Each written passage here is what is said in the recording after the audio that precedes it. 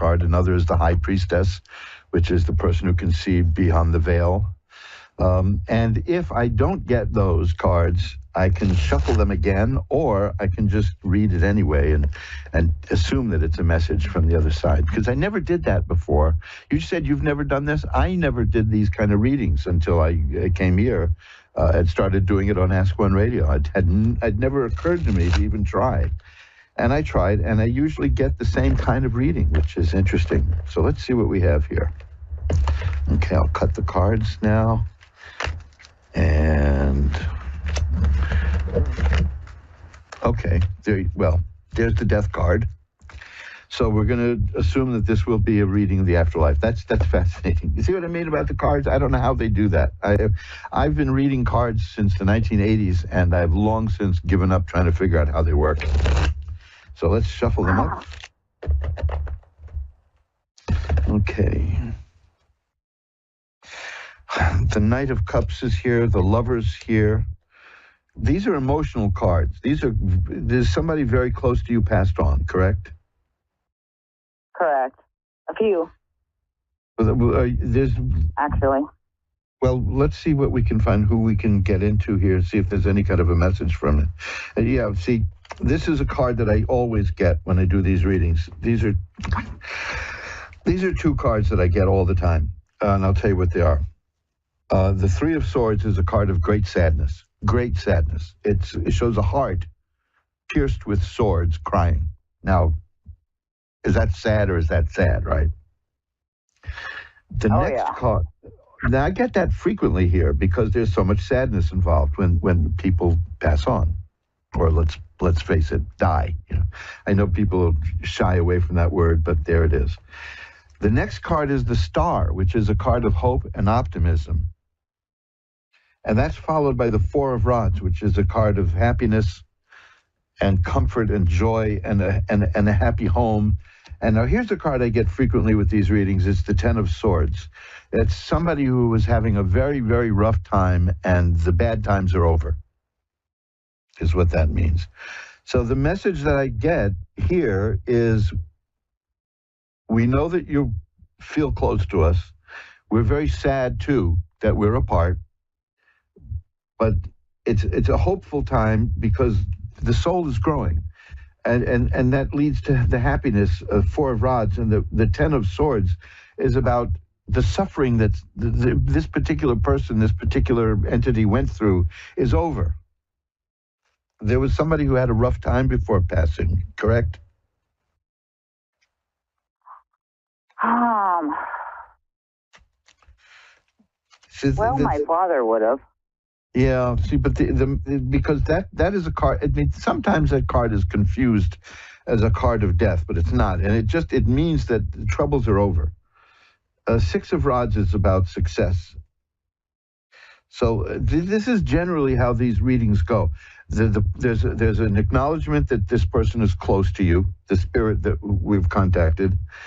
There's an acknowledgement of great pain and sadness, yours and the other person too. Then there's the card of hope. Then there's cards of happiness. There's a card of this cessation of pain. That's the main thing, followed by success. And here's one I get often too, which is the Ten of Cups, which is perfected happiness.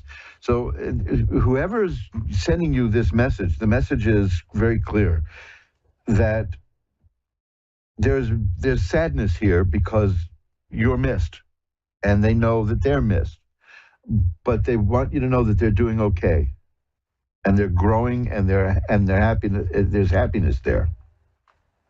The Four of Rods and the Ten of Cups are very happy cards, and they all come after the Three of Swords, which is the sad one, which is the sad event, is the passing, and everything else after that is happy. That's almost always the way these readings go, by the way. So I'm going to chalk this up as genuine. Wow.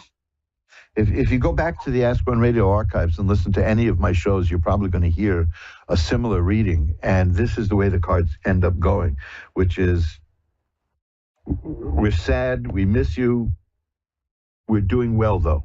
So it's almost like saying, don't worry. So these are good. Wow, great. But the pain is there. There's still, whoever this is still misses you. Let's put it that way. Because of that pain is there, but they're growing. The pain is receding in this little plane. Let me see if I can find one more card that might help out. Because this kind of stuff kind of sticks in my throat. I get a lump, you know.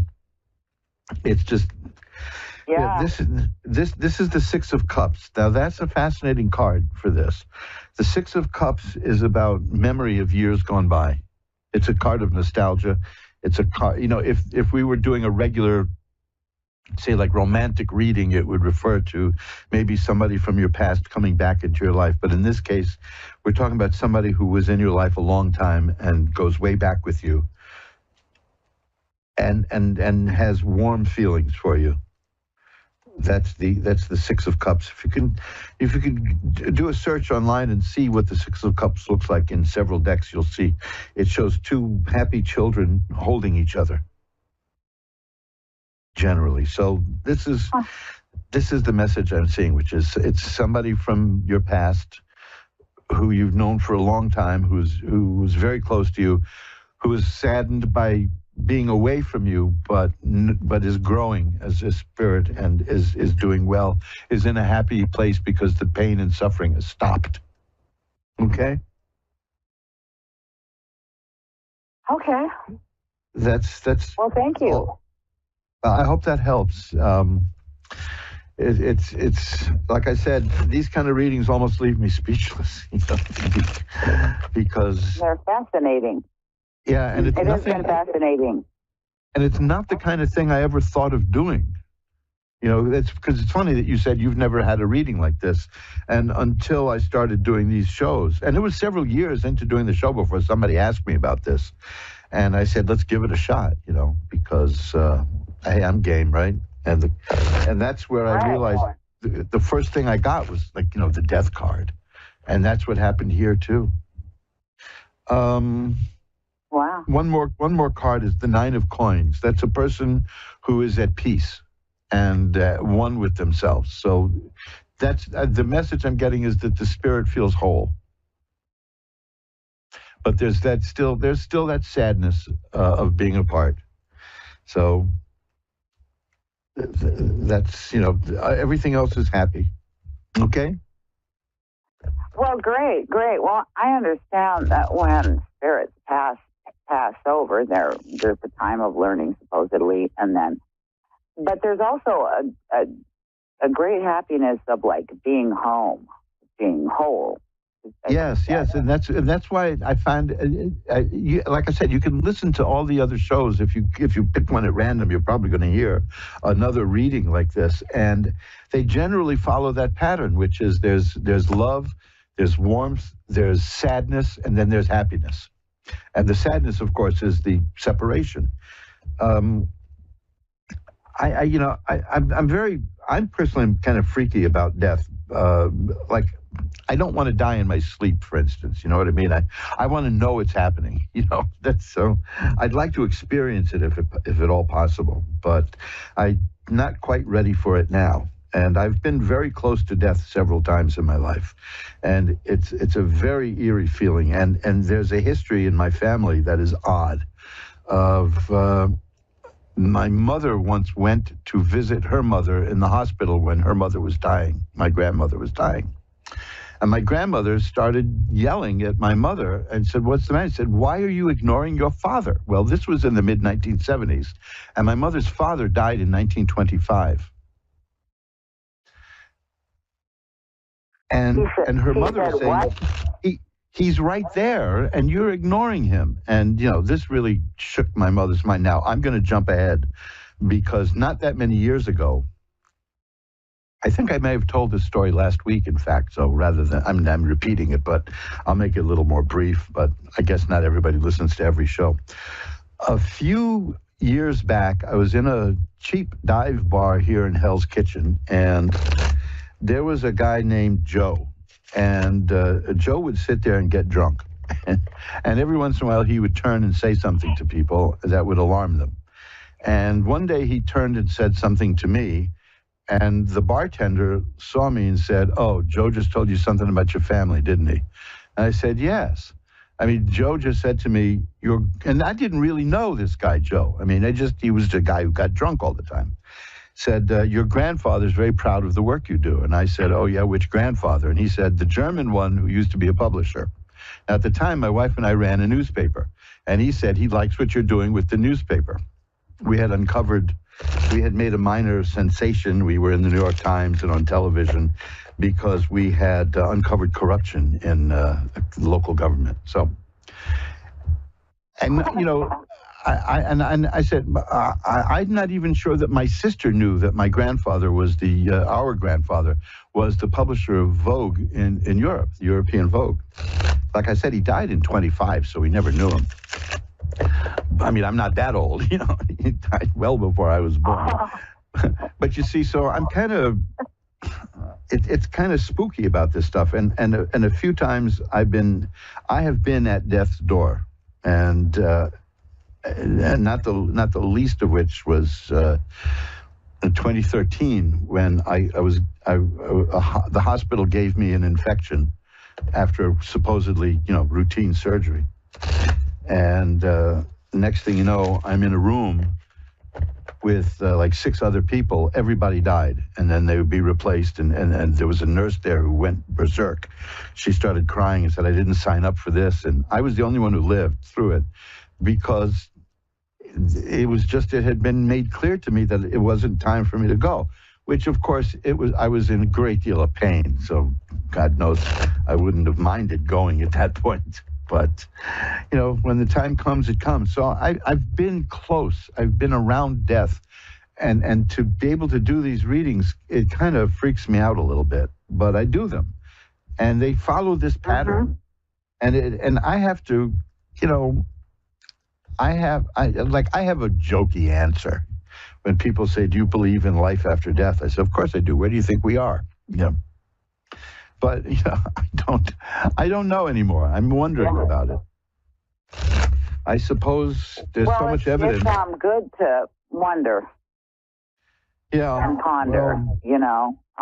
It really truly is. That's how you grow too. Yes.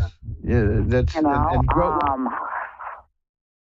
Each growth is, in a way, each bit of growth we do is like a death of an older version of us, I suppose. And it's just, yes.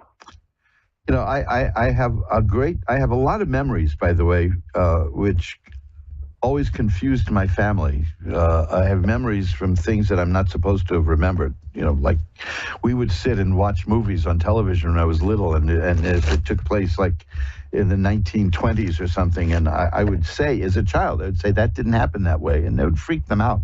I have no idea how I knew what it was, but now the question is, this gets into Rupert Sheldrake, a great scientist who I've stuff about him at my webpage, magic-works.com, my website. That memory is outside of the brain. Memory is not in the brain. He believes that there's a morphic resonance, and that's where memory lies, and we just tap into that. There's a lot to say in favor of that, because there's a lot of times we know things that we shouldn't know. It's like we're picking up somebody else's memories. So I'm just wondering where these come from. But the cards are a tool, and they show me the same thing so often that I believe me, I'm not a card manipulator. If I was, I'd be in Las Vegas instead of doing this. But I have no idea why it keeps happening, but it happens. So, that may be the subject of another book for me. I don't know. I might give it a shot. Well, I better run. I've got to take a couple of more calls here. Like I said, I've been... Okay, well, hey, Merry Christmas, and... Thank you. Merry Christmas and Happy New Year. Let's get to New York. Yeah, from Alaska to New York. Bye-bye now. And let's shuffle them up. New Year's a good time for me because my birthday is a few days afterwards. So I get to celebrate a lot. We're all shuffled up. And Purvi, right here in New York City, is next. Hi, you're on with Reverend Elliot. Hi. Thank you. Hi. My pleasure. How are you tonight? I'm okay. Well, maybe we can make that a little And better. Let's yourself? see. I'm doing okay. I've missed so many shows because I was ill that Oh. I just chatter a lot now, so I'm trying to restrain myself. But it's so great to be. I get such a burst of energy from the radio audience and talking that. Man, you know something? Maybe I should have done the show while I was sick. It might have made me less sick. I don't know. So let's get right to your reading before I chew your ear off with a nonstop talk. How's that? What would you like to look at? I would like to look at my love life. Okay, let's see if I can shuffle that up and see what we get.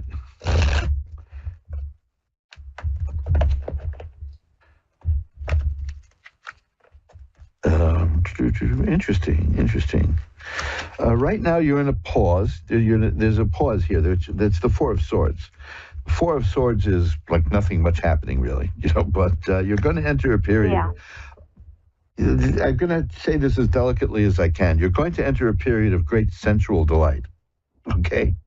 Because that's the Nine of Cups. A period of what? Great sensual delights. Okay.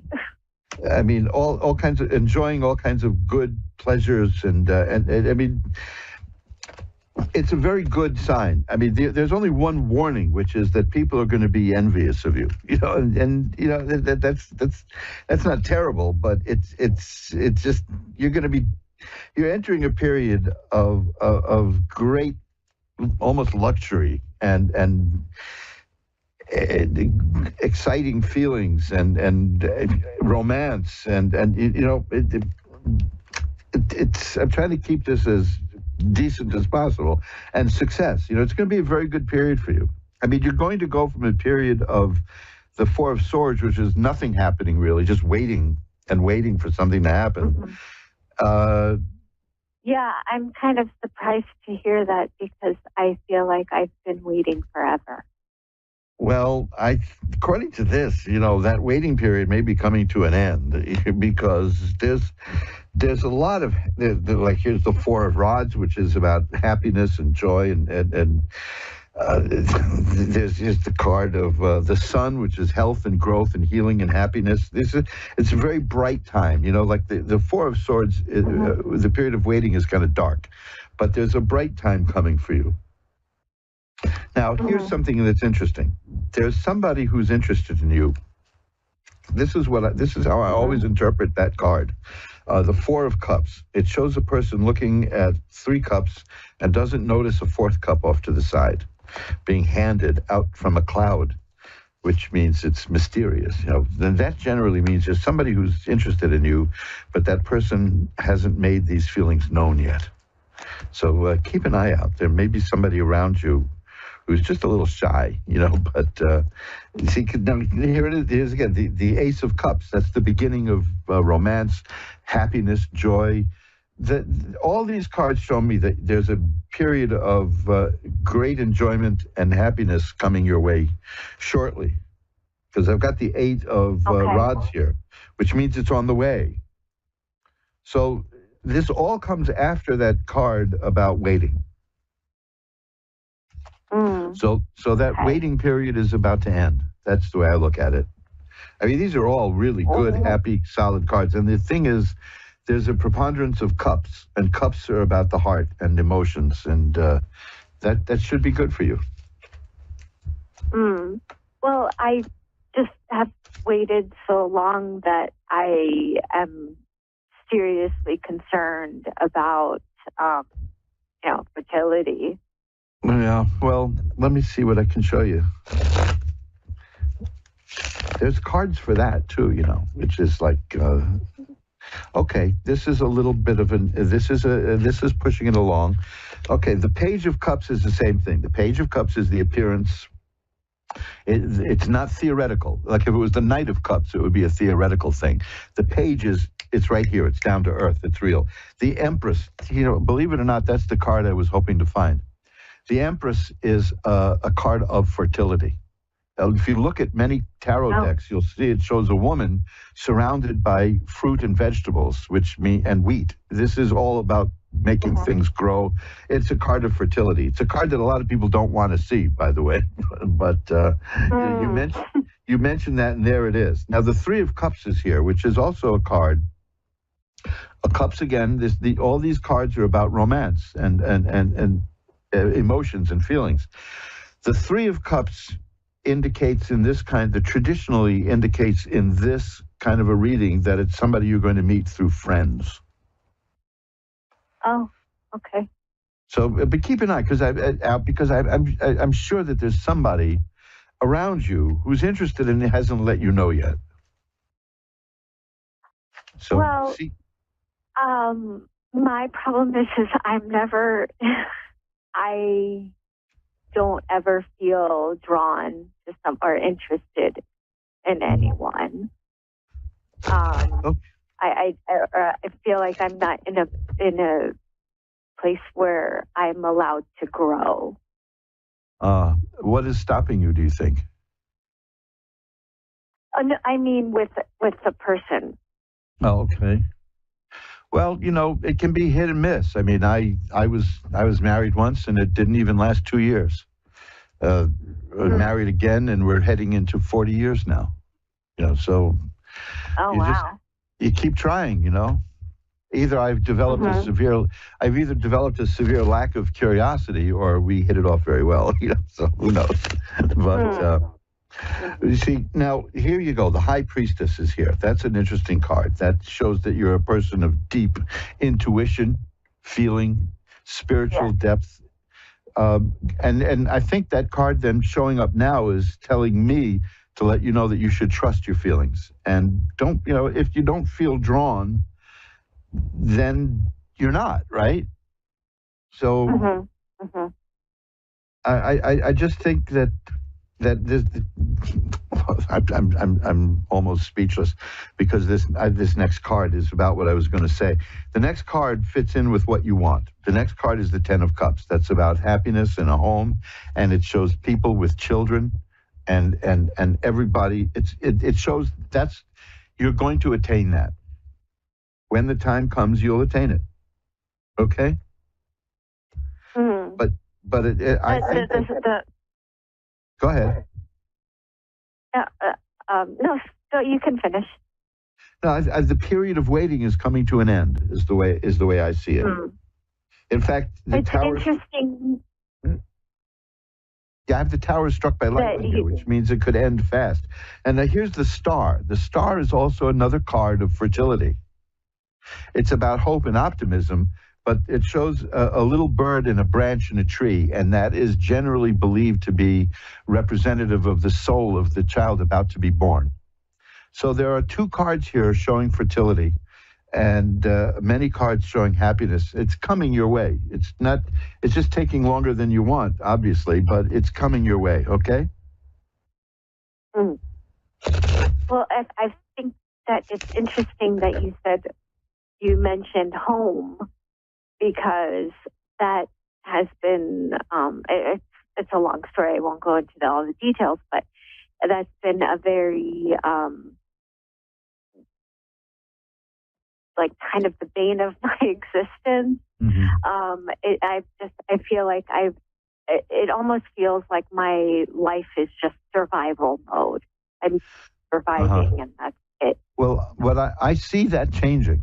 Do me a favor, because I've got to run, and I need to try to get in another call. But go to askoneradio.com tomorrow, or anytime after tomorrow, and listen to this call, and listen and picture the cards, because I'm telling you, this is what you're looking for is coming. Okay. I mean, I've got it right here again, which is the 10 of Coins, which is all about that. Okay. The 10 of Coins is about it. Okay, so I've got to run. Okay. All right. Thank you so much. Bye now. And Julie in Apache Junction, Arizona is next. Hi, you're on with Reverend Elliot. Hi there. Hi, Julie. Let's see if we can get you in here. We've got a few minutes left. What can I look at for you? Relationship. Okay. Let's shuffle them up. Oh boy. Are you married? Because if not, you're going to be. Yes. How's that? I Are am. you married? I am. Okay. Yes. Good. That's the first thing the cards, because it's kind of odd when there's a reading and they want to know about relationship. And I say, oh, you got a great relationship coming your way. And I find out the person's married. But the card I got is the Hierophant, which is a card of marriage, which tells me that you're in a relationship now, in a marriage. The Sun is here. That's a card of healing and health and growth. Have there been things that you had to work out in this marriage that have been like... Somewhat, yes. Yeah, well, this is telling me, and that's followed, by the way, by the Three of Swords, which is a card of sadness. So what I'm getting is that there have been some problems in the marriage. There's a good chance it'll work out.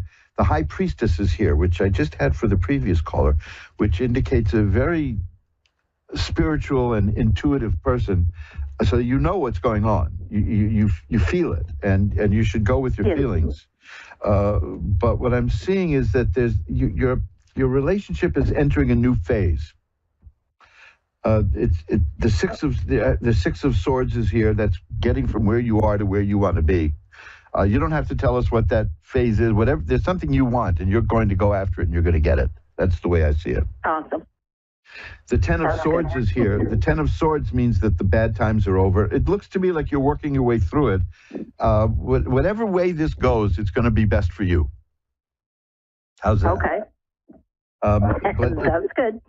you see, the Death card is here, which doesn't mean you're going to die. It just means that the one phase of your life is coming to a close and another phase is beginning, which is why I say there's changes coming, and that's followed by the Six of Swords, which tells me that the change that's coming is the change that you want, and it's a change that you actively want and are working toward.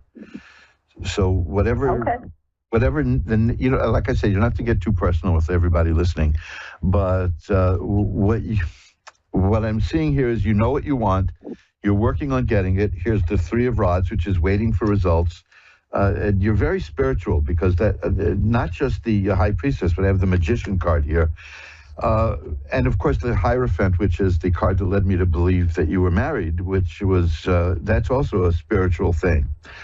So there's a lot at work at play here. It's not a simple situation, but you're going to get what you want, and you're working at it, and it's showing up. Okay? Awesome. I will light a candle. You. I'll light a white candle after the show to send you some positive energy. How's that? That would be amazing. Okay, I'll do that. I've got to run now. Okay. Hey, Thank you for taking my call. my pleasure. Bye-bye now. Bye-bye. Bye-bye. And folks, that's it. You've come to the end of Reverend Elliott's Magical Window, year 11. We've just rounded off year 11, and we will be back next week with the beginning of year 12. I hope I sound like I'm a 12-year-old. I don't know what that means, but gosh, it's been so long since I've started doing this that I get edgy when I don't do it. And I get so much energy doing it, and I hope it comes across that I really enjoy our time together, or I wouldn't have been doing it all these years. Gosh, hey, Dave sent me a message here, said if the producer, if this was high school, I'd be a senior now. You see, I knew one day I'd be a senior. It's not like my Social Security check doesn't tell me that every dang month, I'm a crotchety old man. Jeepers creepers. I'm completely a senior, huh? I'm old, let's face it. I mean, I was born old. Let me put it that way. I mean, I'm old at heart. And like that's what I'm saying. I'm convinced I was here in the 1920s and the teens. One day I'll tell you how I was injured in World War I. Long before I was born this time around. But that, as they say, is for another day, and maybe even for another book. But until we meet again, I just want to remind you, my website is magic-works.com, magick-works.com. And that has 103 or 4 pages of fascinating stuff. MojoAcademy.org. There's a book there that will change your life. And seriously think you might want to consider one of those books there. There's loads of books about all kinds of esoteric subjects. You can even learn how to hypnotize people. So I got to get out of here in 8 seconds. So remember, what you are, I almost got that backwards, right? What you are is the universe's gift to you. What you become is your gift back to the universe. See you next week. Bye-bye now.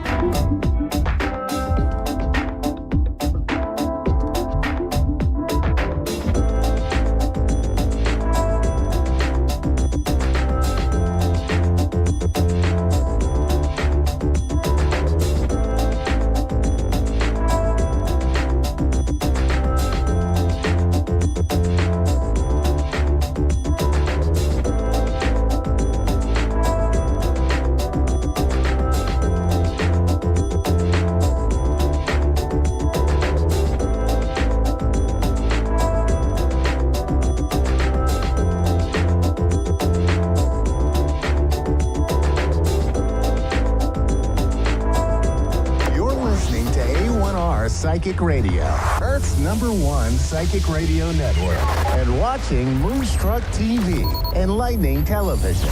Welcome. Time for Maria Leggett's Medium Show with Maria Leggett. Maria Leggett. Live from MariaLeggett.com. To connect direct. In North America, dial 888-454-2751. In London, 20-3519-2158. In Sydney, dial 02-8488-3147. Or online, contact us through our Facebook page, facebook.com/psychic radio. Or one of our websites, askoneradio.com or moonstruck.tv. This is Maria Leggett's Medium Show on A1R, the Ask One Radio Network.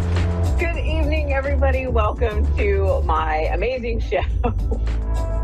My producer always tends to make me laugh right before we go live, so I feel like I have to gather myself before we go live. I'm coming live to you from Dayton, Ohio, and I love doing the shows. I love coming here on Wednesdays, being able to chat with someone and find out what's going on in your life and being able to share information with you. So please feel free, call in, come join me on this show. I love doing this. So let's talk about some stuff that I have. With 2024, Spirit has decided to change my business and do some things. And so what I have is an offering for all of you. I have lots of free things this year. So right now, if you like receiving daily affirmations, you can go into my online temple, which is templeofthesacredcircle.org. I've mentioned it here on the show before. And I have a temple community there. If you click on community and join the community, it's free. Yes, you can be a voting member, but it is free to join the community. And with that, you get, a free chakra class and a couple of other things joining the community for free. But one of the things that you get is I am posting daily affirmations in the community, so you'll get a daily affirmation every day. And if you join me on Facebook at Maria Leggett Medium or on Instagram at Maria Leggett Medium, I am posting daily journal prompts. And in those journal prompts on Mondays, we're going to have Meditation Monday. On Tuesday, we're going to have Intuition Tuesday. And on Saturday, there's going to be Symbol Saturday. And of course, there'll be journal prompts from the other days as well. But what I want to do is I want to let you know that we have lots of free ways that's going to help you to work with your intuition so that you can begin developing your connection. And one of the things that I do is on the first Tuesday of the month, we have Practicing Your Intuition, which is a free live coaching session that you can join with me through the temple. And of course, if you want to set up a one-to-one reading, you can join me at marialeggett.com and book a one-to-one reading with me. And I'd be happy to do it. I do it on Zoom and of course, in person in my office in Dayton, Ohio. So tonight I want to say welcome to Stephanie. Thank you very much, Stephanie, for joining. How are you? I'm good. How are you? I am doing very well. How can I help you this evening? Happy New Year, by the way. You too. I don't know. I have a lot of people that have passed in the past years. My grandpa being the most recent, and I don't know. So you want to hear from crossover loved ones? I would love to. Okay. All right. So Stephanie, here we go. Let's go and see who we have. I'm going to take my glasses off for this.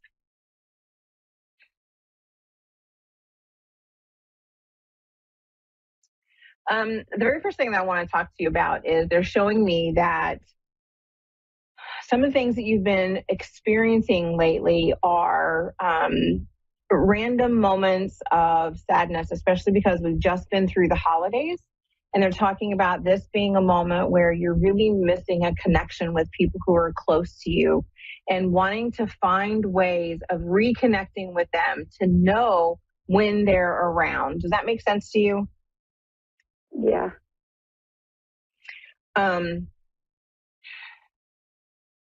I feel like I need to reach out and put my finger underneath your chin and tell you, chin up, kiddo, and to always keep your head held high. Remember what an amazing human being you are, and never to allow an emotion to send you into a downward spiral.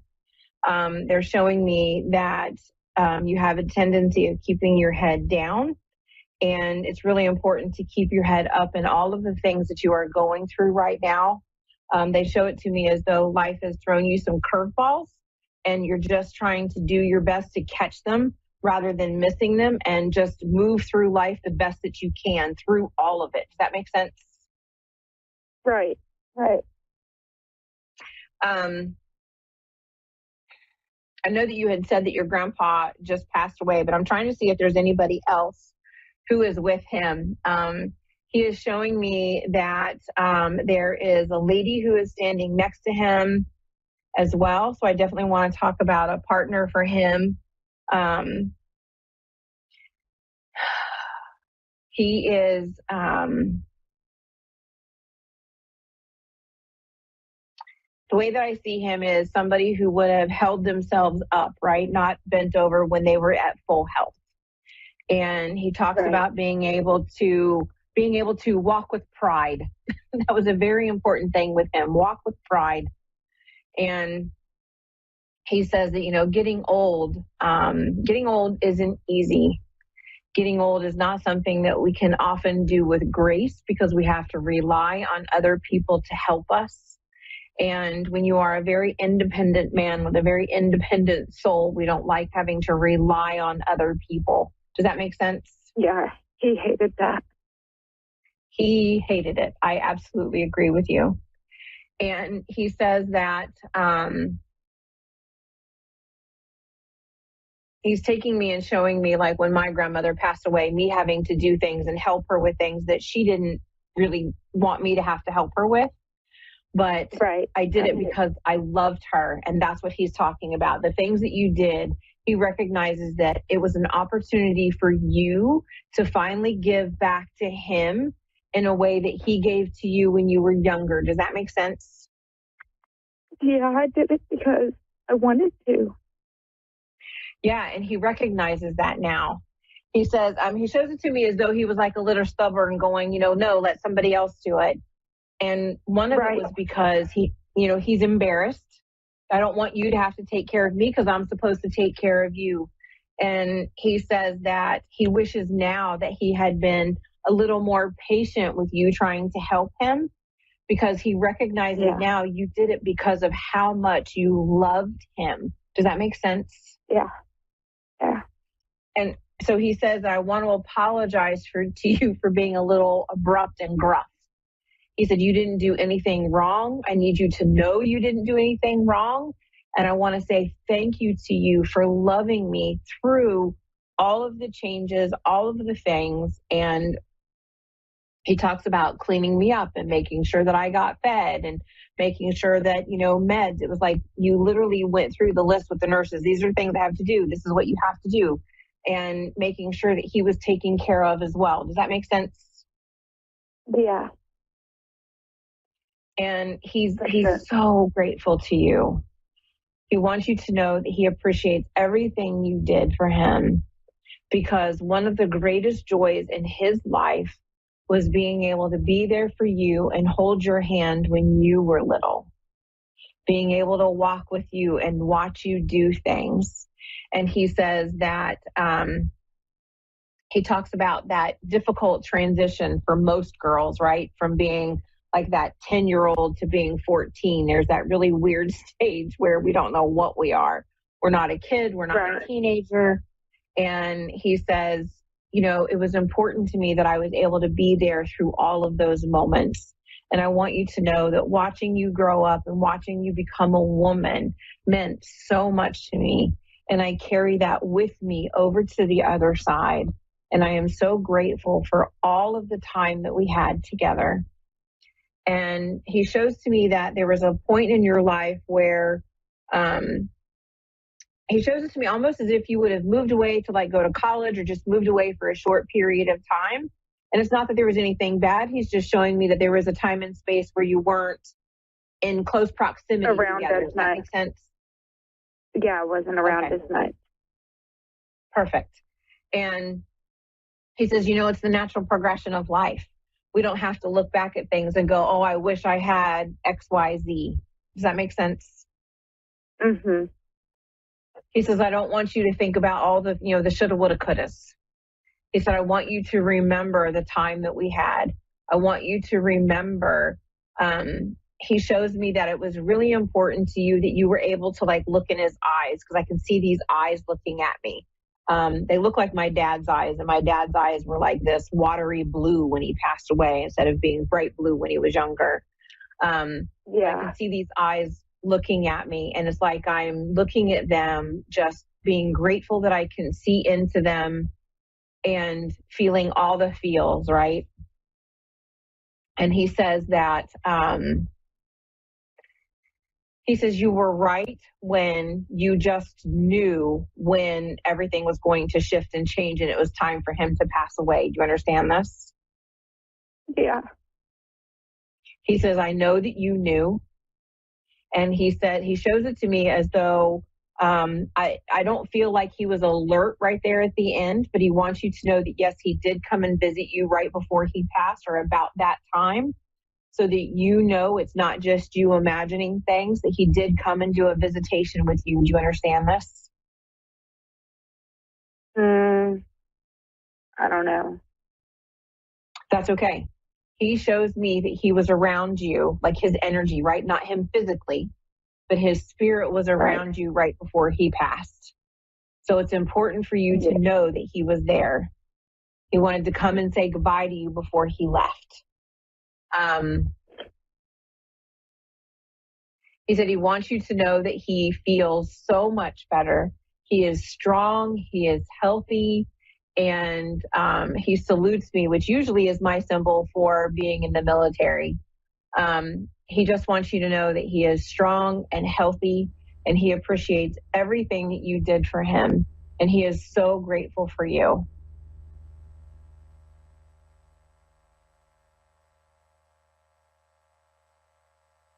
And he says to remember, don't forget, lift your chin up, move forward, be happy.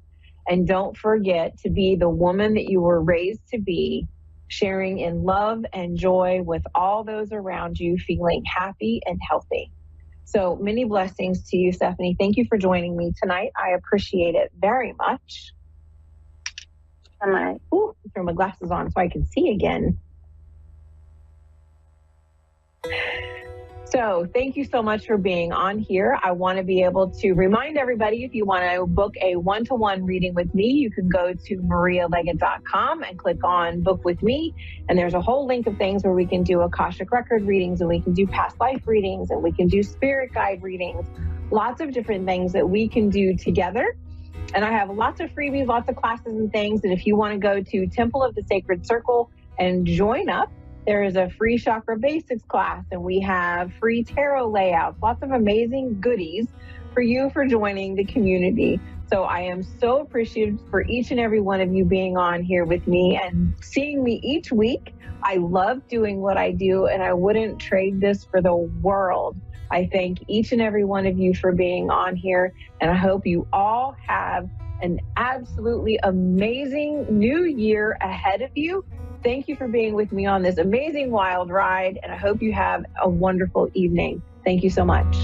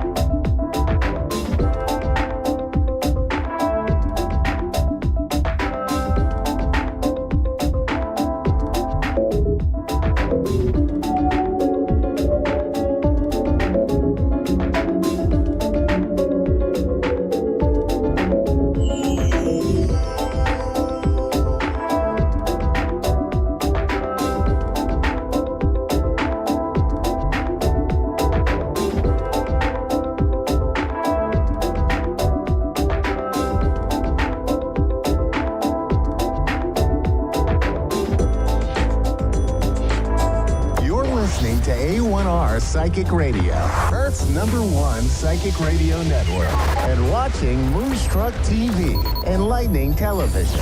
Welcome. Time for Maria Leggett's meeting.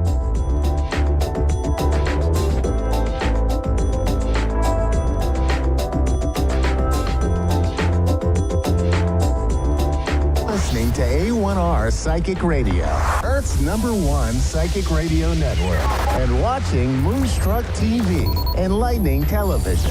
Welcome. Time for Medicine for Your Spirit with Raylene Byrne. Raylene Byrne. Live from RayleneByrne.com. Connect direct. In North America, dial 888-454-2751. In London, 20-3519-2158. In Sydney, dial 02-8488-3147. Or online, contact us through our Facebook page, facebook.com/psychic radio. Or one of our websites, askoneradio.com or moonstruck.tv. This is Medicine for Your Spirit on A1R, the Ask One Radio Network. Namaste, everyone. Happy No Fear New Year. 2024, we're in it. It started. The energy has greatly shifted. And I just want to take a moment because I'm sure all the callers and all the beautiful presenters on this show will be doing their little rituals or their little actions to take for this year to set yourself up. So all I'd like to do is for you at some point each day, and we can do it together right now, is we just close our eyes and we breathe into our heart space. And breathe out. And breathe in. And in your heart is saying, I am ready to receive all that is for me in 2024, that is for my highest soul journey and my highest soul growth. And then exhale. Here I am, and I am ready. It's a really nice thing to do each day, especially in this month of January when we're trying to assimilate and integrate the energies that are available. As you've heard me saying, you've probably heard lots of people say, it's going to be quite a hectic year this year. It is a real fierce energy of getting us through.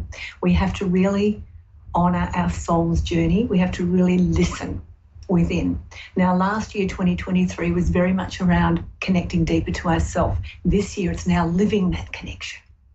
So there are 4 words that keep coming up for me, and I share it with people as guiding, barriers, not barriers, but those when you go to a race course or you're in a swimming lane, you've got those markers. 4 words to keep us on track, and that is discipline. This year we need, if we want to change things in our life, we need to have discipline. We need devotion to ourselves. When we do that, we are adding that beautiful energy into the collective. Focusing on who you are, where you're going, and how you want to best express yourself. And the last one is dedication. So devotion and dedication are a little bit similar, but devotion is more about the inner. Dedication is more about what you are focusing your time and energy on to change in your life or to create or have in your world, okay? So keep those as little guidelines. So I have a caller here, Debbie from Georgia. How are you, Debbie? Happy No Fear New Year. Hi, Happy New Year. Has it been good for you so far? It has. Fabulous. So how can I help you or support you or give you guidance, or what is it you would like some support with today? I didn't actually know who I was going to be asking a question of. So whatever you feel drawn to, whatever the message is, I'm willing to allow that which is best for my highest good to come through you. Okay, so I've got my cards out. So we'll just give you a general reading. I don't know if you've seen me speak before, but I prefer not to do mediumship stuff. There are beautiful people out who specialise in that. I prefer not to. I'm more about growing our soul in this here and now and living in this moment moving forward. So I will do a little overview, little quick overview for you. Is that okay? Absolutely. Beautiful. So let's see where we're at. Debbie, let's do a January for the rest of this month, January. So setting yourself up for the year ahead. Let's see where she's at with the earth element here, Debbie. Let's see the water element, which is the healing and the release. The fire element, which is the action. And the air element, which is the spaciousness, what she's expanding towards or what's expanding towards her. Okay, this one here for you is core healing. So this is a beautiful one. This is like the core healing means you're actually getting ready for a new beginning.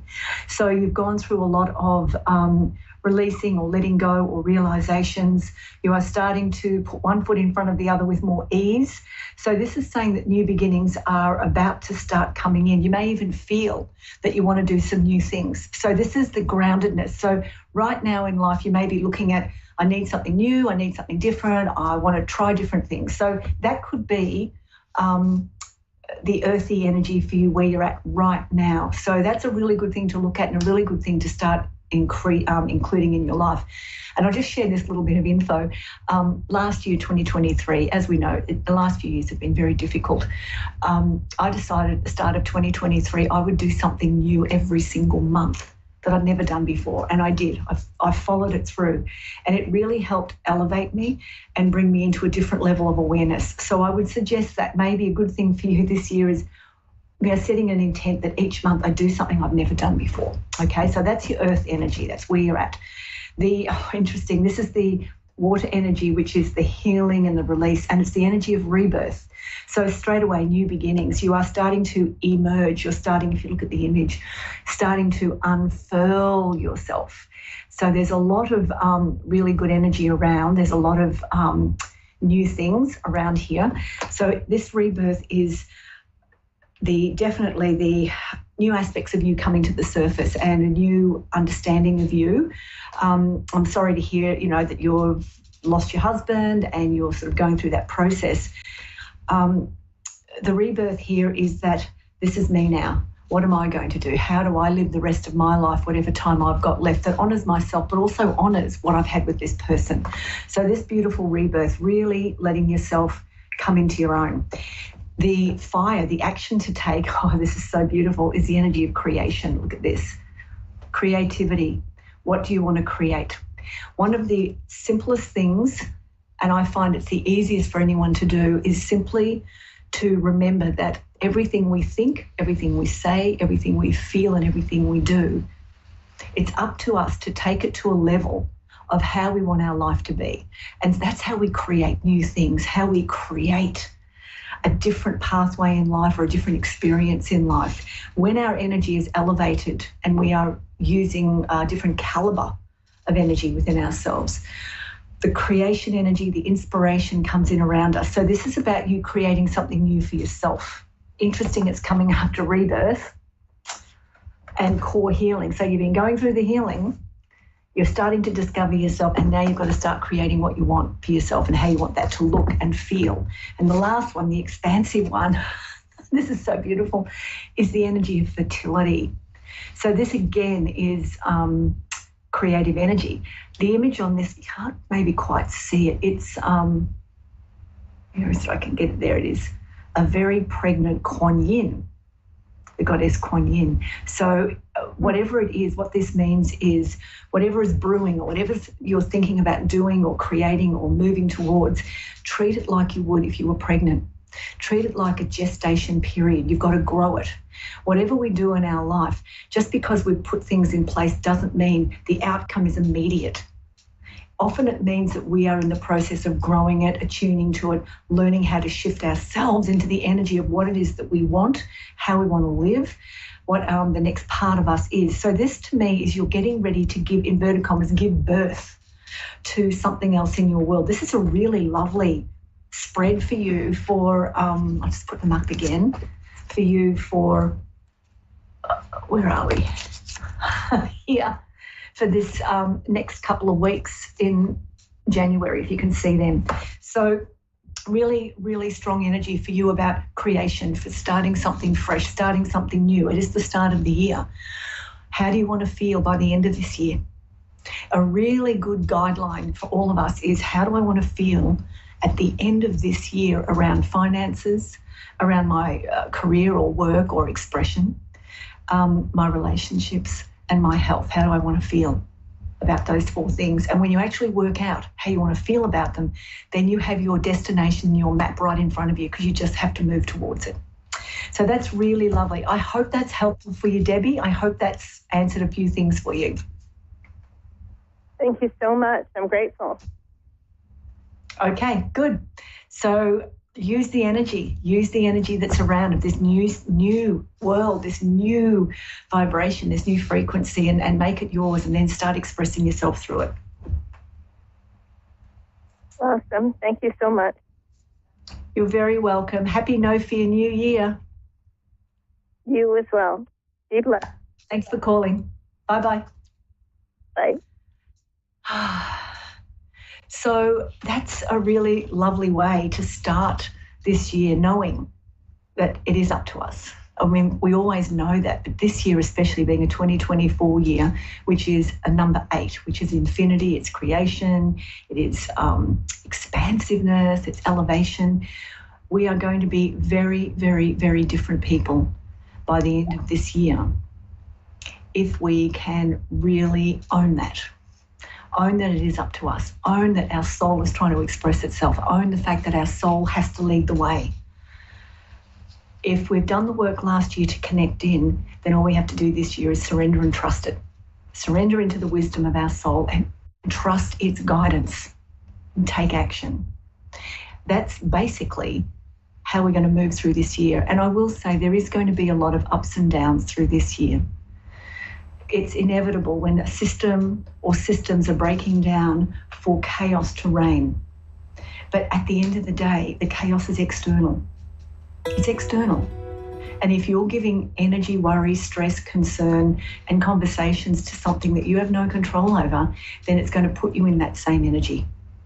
When we start to look at how we want to be, what we want to create, what the better world will be, how things can be better if we come together as community and we start the exercises of kindness and gentleness and support and cooperation and collaboration, we then move away from that low energy of stress and worry and fear, and we elevate into something different, which means we create a new world for ourselves. So I hope that makes sense to you. It is a really interesting time ahead. I'm going to be off to India next week. I'm going to be there for 5 weeks taking retreats and having a little bit of time out. I'm hoping to connect through here while I'm there. Depends on the internet. There it is, India. India is a bit random at times. But I would really love to share some of the journey with you all. So if I can't speak, I will send some videos if that's all right. So happy New Year 2024, everyone. Blessings. Thank you for listening. Thank you for tuning in. This is Raylene Byrne, Medicine for Your Spirit. Come and see me. Bye for now.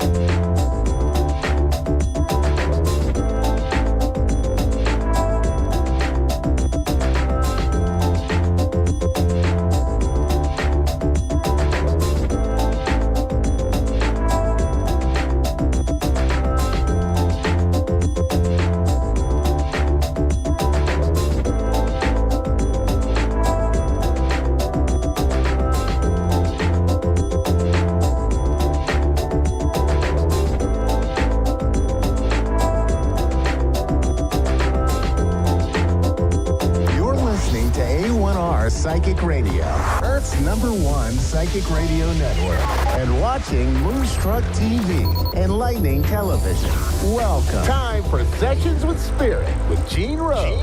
Live from Facebook.com/Tarot Readings by Gene Rose. Connect direct. In North America, dial 888-454-2751. In London, 20-3519-2158. In Sydney, dial 02-8488-3147. Or online, contact us through our Facebook page, Facebook.com/Psychic Radio. Or one of our websites, AskOneRadio.com or Moonstruck.tv. This is Sessions with Spirit on A1R, the Ask One Radio Network.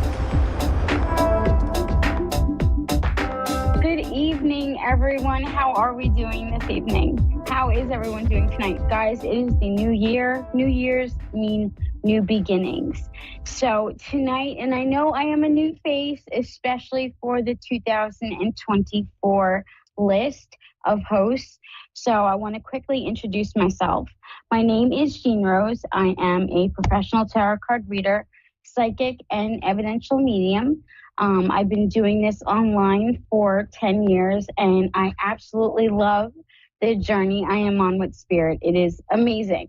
I figured before, because guys, I'm going to be taking callers during the show. I am.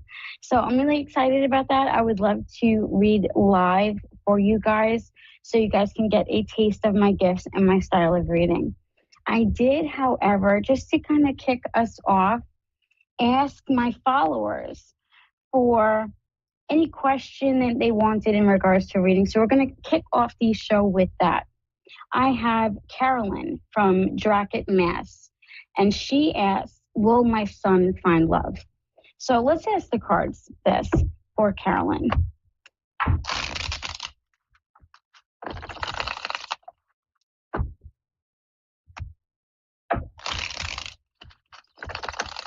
Guys, I love when they shuffle like that. Oh my gosh, it is amazing. Amazing.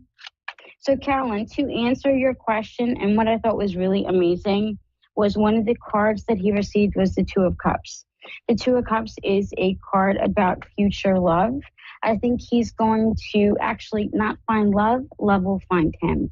Yes, and it's going to be when he's not looking for it. The reason why I say this is because one of his cards was also an ace.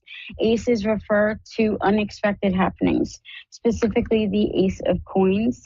They are definitely going to bring some balance to his life for sure. So I hope that that helps and answers your question. Thank you so much for submitting it. Guys, you can follow me at Tarot Readings by Gene Rose. That is on Facebook. That is my main arena. I will be honest. Actually, guys, you know what? Let's take a caller. I have Brittany from Australia. Love, please, how are you? Welcome. My name is Gene Rose. How are you doing this evening? I'm really good. Thank you. Yourself? Oh, I'm doing well, love. Thank you for asking. What would you like to be read on this evening? Possibly like a future love reading. Absolutely. How was your New Year's? Oh, great. I was Awesome. busy.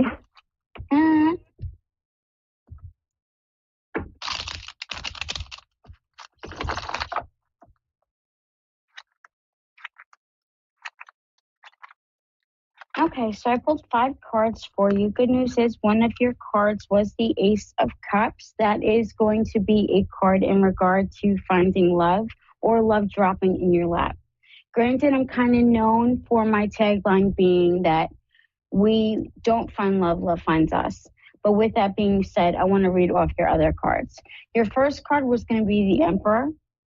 The Emperor is all about a hardcore success. So I was really happy to see that card. I think they are going to come when you least expect it, but I do think they're on their way. Reason being is the second card was the Knight of Swords. This can stand for one of two things, and I'd like to be thorough in reading, so please just hear me out. The sword suit, some readers like to refer to them as ominous, and they're far from. They just remind us to be logical. So, of course, that would mean in this context of a reading, not to jump the gun. So first person you meet, don't feel as though, oh gosh, this has to be the one. Don't put that pressure on the relationship is ultimately what I'm trying to say. But also embrace those unexpected opportunities because it is a night and nights are all about movement. Your third card was the Knight of Coins, another knight. So another card about movement. So again, I was really happy to see this card. You might have one that wastes your time in the beginning and then another one will come along. I would say go with the second person. Does that make sense? Yes, it does. Okay. I know it's future, so it's kind of sometimes hard to relate to the cards because you're not yet seeing it come to fruition. But this is to come. Okay. So this is future. Yep. Fourth card was justice. That's going to refer to having to make a choice between the two. So yes, there will be a choice of two people. Like I said, the one that is fast and furious, I would stay away from that one. The one that is slow and steady, I would go with that one. In order, they seem to be that the fast and furious is going to be the first one that comes along. That's why you got that Nine of Swords. The strategy behind that card is not to give any knee-jerk reactions. So don't jump the gun, like I said. Feel things out, see things through like that. The fifth card was that beautiful Ace of Cups, and that can refer to unexpected love. So I definitely feel as though love is in your future, for certain. I hope that answered your question, love. Thank you so much for letting me connect with you and read for you. This was an absolute pleasure. Thank you so much. Thank you. Bye. Bye-bye. Guys, first caller down. How exciting. Oh my gosh. I think we're going to go to another question from my followers. This is from Grace from Sydney, Australia. She writes, "Hi, Jean Rose. I would love to know, will there be a location/house move for my daughter and I from where we are now? Or will there be new love for me? Please choose whichever one." I think we're going to do the moving question. I think yes. That's what I'm most drawn to. Guys, if you like my style of reading, I offer private sessions. I am both, or not even both. I'm kind of like a Jean of all trades and master of all. Yes, not a Jean, not a Jack. So with that being said, you can definitely book sessions for tarot readings, evidential mediumship, oracle readings. Contact me and we can definitely discuss your needs and I can give you my recommendations for sure. So for Grace, in regards to moving, I definitely see something in the works, but it'll be ultimately up to you if you want to take advantage of the move or of that change. I feel as though you will, because your first card was the Seven of Coins, and that's all about investments. Investing in yourself, your daughter, both of your futures, just in that new, fresh space with new life in it. That I am very drawn to. Guys, the Pentacle suit or coin suit, as some artists like to try to mess us up, they will change out the suits, the titles of the suits in some decks, or they will do the court cards or major arcana cards. So we have to be on top of our toes when we read tarot. Second card is the Knight of Swords. That can refer to an unexpected move or an unexpected opportunity. Ten of Swords can be a little overwhelming or daunting, but embrace the change. Then we have a Page of Swords, the start or beginning of a new idea, followed by the Hangman. I feel as though you are in limbo where you are at now. But however, that change, while scary because there will be unknowns, will be much needed, which is amazing. So thank you so much. Thank you, Grace, for submitting that question. Guys, I think we have Rafaela. And hello, Rafaela. How are you?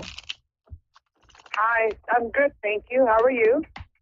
Good, thank you. Am I saying your name correctly? Yes, you are perfectly, actually. Awesome. Thank Okay. you very The much. last thing I want to do is mess up your name, love. Honey, what would you like to be read on tonight? No, you did it great. Thank you. My question is, what do you see for finding a job, or what do you see coming up for the next 6 months for me in general?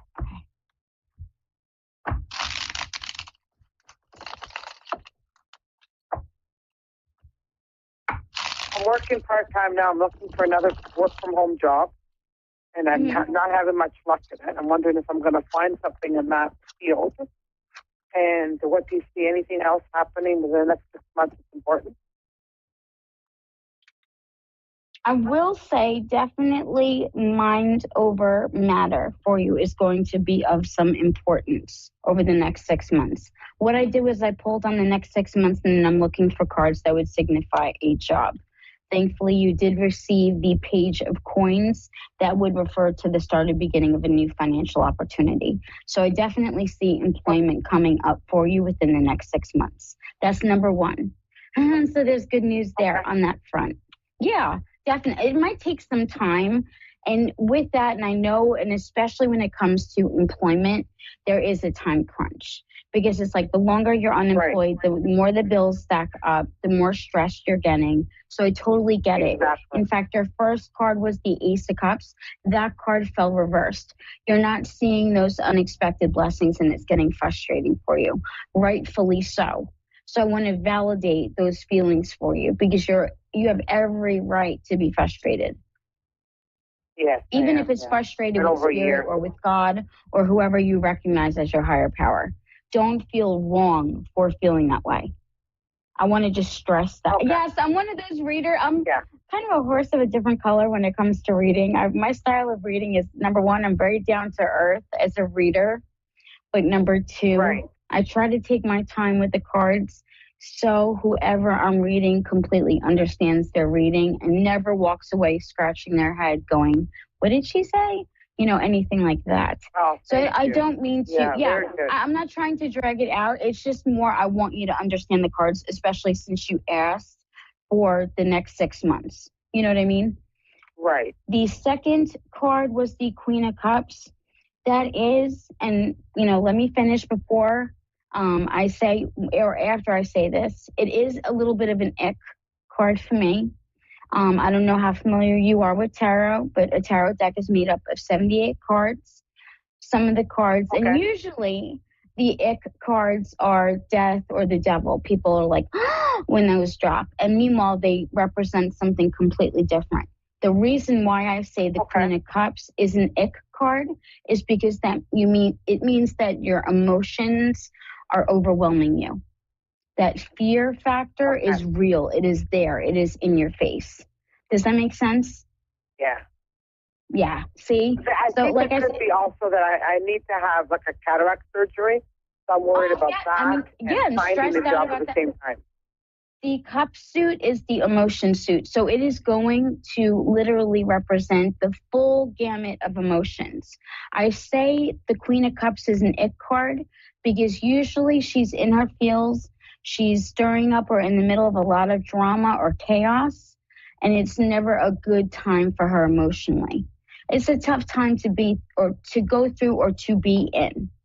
The next card, however, was the Queen of Swords. So the cards did reveal some insight for you in regards to getting over this hump, and that would be to act logically. If you don't have control over it, I would let go of it. And I know that's way easier said than done, but it's really going to be important for you, especially in finding a job. You know, we create 90% of our reality with our thoughts and our words. And that is something that most people, you know, even I was like, yeah, okay. But then I started putting it to the test, and it's like, the whole time, I sounded like the mom from Mrs. Doubtfire. The whole time, like, oh my gosh. So definitely watch what you're thinking and what you're saying. That's going to be everything up. If you go to an interview, that's a big thing. I could tell you that for sure. Right? Yeah. Right? Exactly. Yeah. Like even when you go to an interview, go with the intention that you walk in the door, that you're going to be hired. One of the keys to manifestation is to talk about things and be grateful for them in past tense. Not to talk about them in future, in past tense. I am grateful for landing the job of my dreams. Because you don't put a limit on spirit. You don't put a limit on the universe of what we ask for. They want a tall order. So don't limit yourself by asking for the bare minimum. The card that fell after that beautiful Queen of Swords, which is just, again, going to remind you to stay logical, Like I said, watch also and this, do you want to know what this is? And I hate to say freaky, but the Queen of Swords is all about thinking and mindsets. So you got the card about emotions. So Spirit is telling you to get out of your feels and to instead get into your head and start having that mindset of success. Stop having that mindset of lack. Your fourth card was the Page of Coins. Pages refer to the start or beginning of something new. The coin suit, better known as the pentacle suit, does not change the meaning at all, refers to money and material things. It also refers to income. So the start or beginning of that income coming into play. Hands down. Right after, you had the Queen of Coins. That card is all about a gain. And it talks about a woman. Great. So just absolute amazing cards. Then you got the Ace of Swords, which is all about unexpected success. So I think that in regards to the next 6 months, you're going to have these areas and these moments where it's like, oh my gosh, like you have a success here, you have a success there. Did you just come out of a season where you had to like purge things? Right. And what I mean by that is like the past couple of months, maybe since September, okay? Late August. Okay. Did you go through some things that you had to purge something or someone?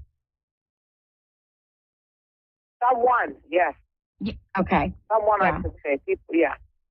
After a season of purging always comes a season of blessings. And now you're entering into that season. Hence the cards you received. See, with tarot, it's not always what card drops. It's also what card drops besides them, as well as like card combinations, things like that. You received cards, and the leading suit was the coin suit. And that has to do with money and material things. So I feel as though in the next 6 months, you're going to land a job. Okay. Good. It's going to provide financial security, not necessarily financial freedom, because I realize that there are weight in my words as a reader. So I try to be as transparent as possible. That's one thing I pride myself on is honesty and my integrity as a reader. Yeah. I will not tell you what you want to hear. I will tell you what the cards say, because that's what you need to hear. That's what a reading does. It brings healing. It gives insight. It gives us advice. It brings peace to us. Hopefully by the time I'm done with your reading, you'll feel like you'll have that weight lifted off your chest. Yeah, my problem was because I need to have a surgery done, and I'm wondering if that would interfere with me finding the job. I don't feel it will, no. I need cataract surgery done, and so I'm wondering if that would make a difference, or if that's just going to help me down the road. I think if anything, it's going to give you, and I got strength. I pulled a couple extra cards for you. The force, I think you're going to get the time off that you need for the surgery. I'm not worried about it. I'm not worried about it. Things are looking on the up and up for you. Just one word of advice, don't be indecisive about things, because you did receive the Two of Swords, and that does refer to going back and forth with things. So you want to just be aware of that. Remember, like I said before, going back and forth. And we all have our moments of doing that, but the Two of Swords means that person is doing it a little bit more or does it a little bit excessively. And that's when and where that strength card is going to come into play. Strength is all about exercising courage and being brave. That's exactly what you want to dig deep now. Now is the time to dig deep, because now you need to have faith. And that's not just in a higher power, but you need to have faith in yourself. Trust me, this will make a difference, especially in manifesting a job. But you got to have faith in yourself, and you got to have faith in the situation. And then you got to step outside your comfort zone. And that also means stepping away from being indecisive. Be confident with your choices and in the direction you're going in. Don't second guess yourself, because I see you as dipping your toes in the water and then you jerk your foot back, and then you dip your toes in the water and then you jerk your foot back. It's time to just I've done that for quite a few jobs. Yes. It's time to just take that leap of faith and just jump in the ocean and enjoy the water, for sure. Oh, thank you so much. No problem. Oh, thank you so much. Thank you. Is there any other questions I can answer for you? No, I think that's the main thing. I think that the cataract surgery I was having and financial. That's all. Yeah. Awesome. Okay. That's what I was No problem. Thank worried you about. so much for allowing me to read for you this evening. I truly, truly What's your name appreciate again? it. Sorry? Jean, What it is is your Jean name? Rose. Jean Rose, JeanRose. You can follow me on Facebook. Tarot readings by Jean Rose. Yes, I would love to have you as, oh my gosh, have you felt I go live from my business page? I love it. It is a great way for me to connect with my audience even a little bit more. Can you spell it for It's me, a lot please? of fun. Sure. Can you spell your name for me again, please? Absolutely. JeanRose.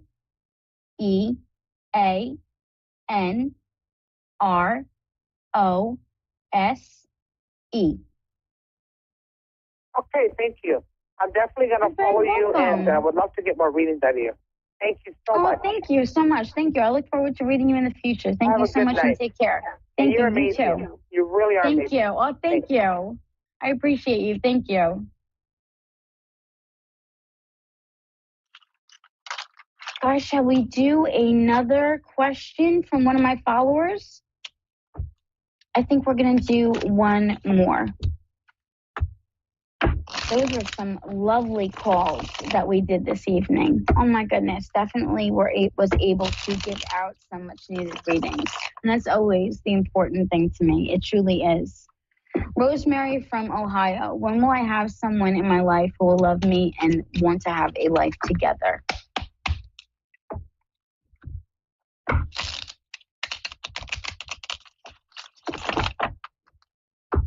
Shuffle this deck one more time. So that's what you look for.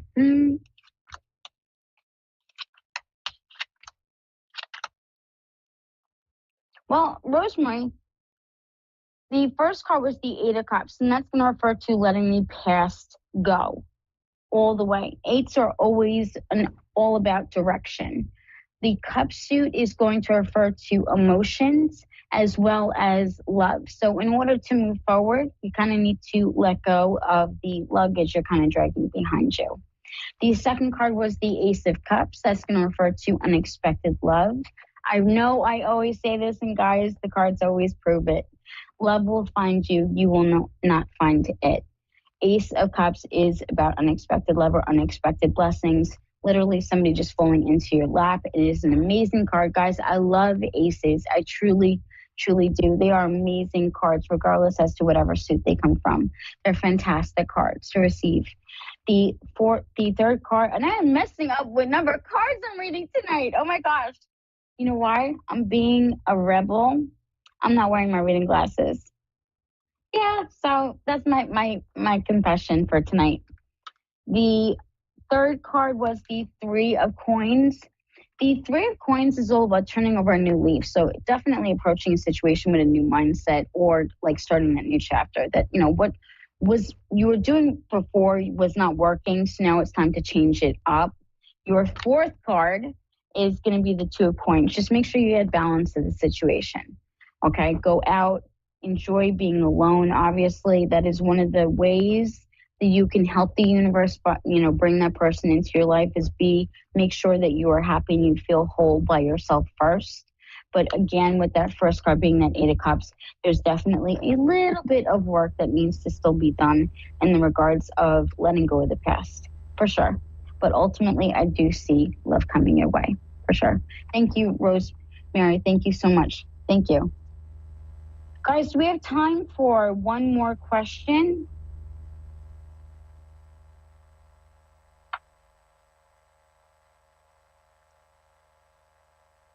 Okay, this is anonymous. And guys, I said it. I thought I was, you know what? Let's switch decks real quick. Will I be able to financially support myself if I leave my abusive relationship?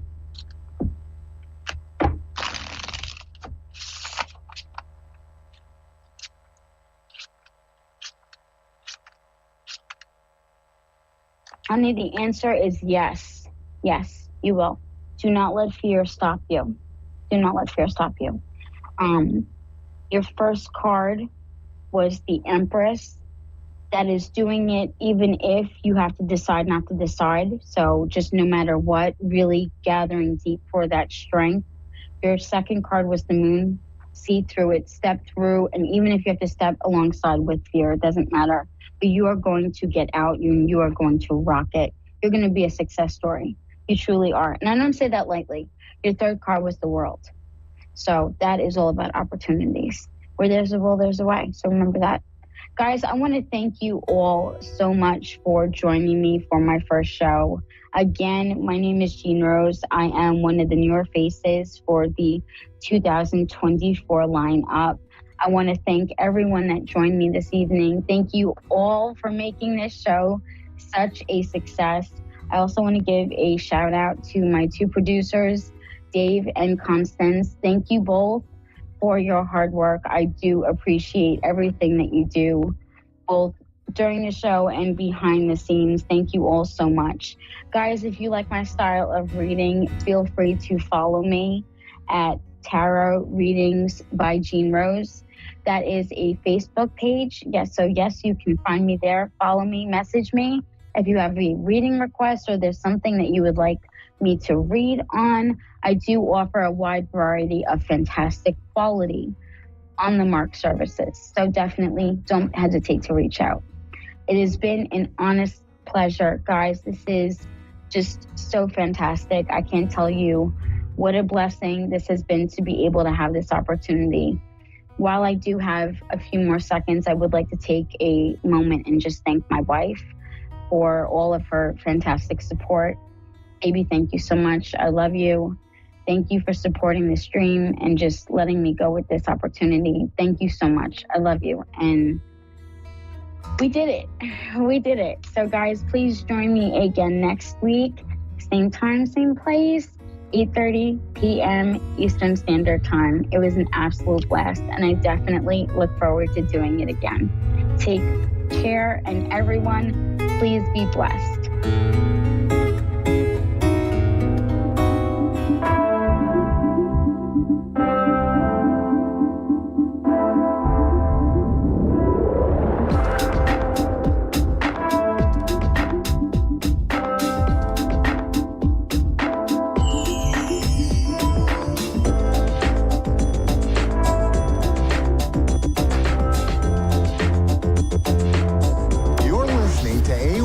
Psychic Radio, Earth's #1 psychic radio network, and watching Moonstruck TV, enlightening television. Welcome. And now, Reverend Elliot's Magical Window with Reverend Elliot.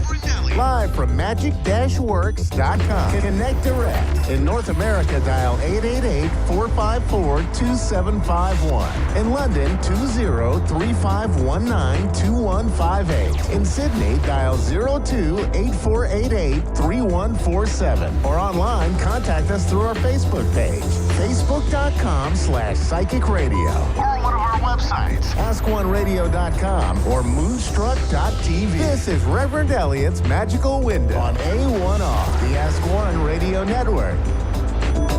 Greetings, fellow seekers of truth, wisdom, and light. This is your friendly neighborhood esoteric practitioner, Reverend Elliot, coming to you live tonight from the city of New York. The Ask One Radio Network spreads me across the globe and right into your home.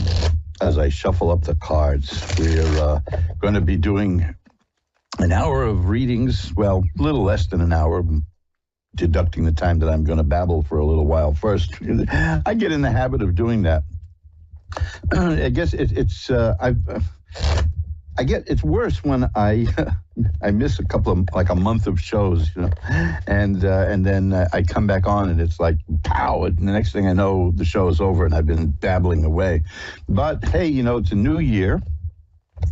And nothing has changed so far. We have still political scandals rocking the world. What a shock, you know, the new stuff with the classified documents. Boy, there's something I didn't expect. and a congressman who was elected even though he only told lies. Now, there's a new one for you. I mean, this is a guy who never told the truth about anything, and he got elected. What kind of message is that going to be?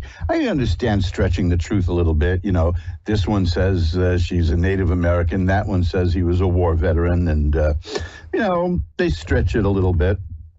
You know, I was talking to Albert Einstein about that just a few weeks ago. No, wait a minute, that couldn't be. But I'm floored by somebody who, you know, I often wonder if these people even think they're going to win when they do something so bizarre like that. Because here's a guy who did nothing but lie. He's a congressman here in the New York area. He told lies about everything. Everything he said about himself was fake. My question is, so what? You know, I mean, what if he says he graduated from Brandeis University and he never went there. Well, what if he identifies as a graduate from Brandeis? Isn't that the thing now? Whatever you identify as, you are, you live your authentic life. Maybe that's what he was doing.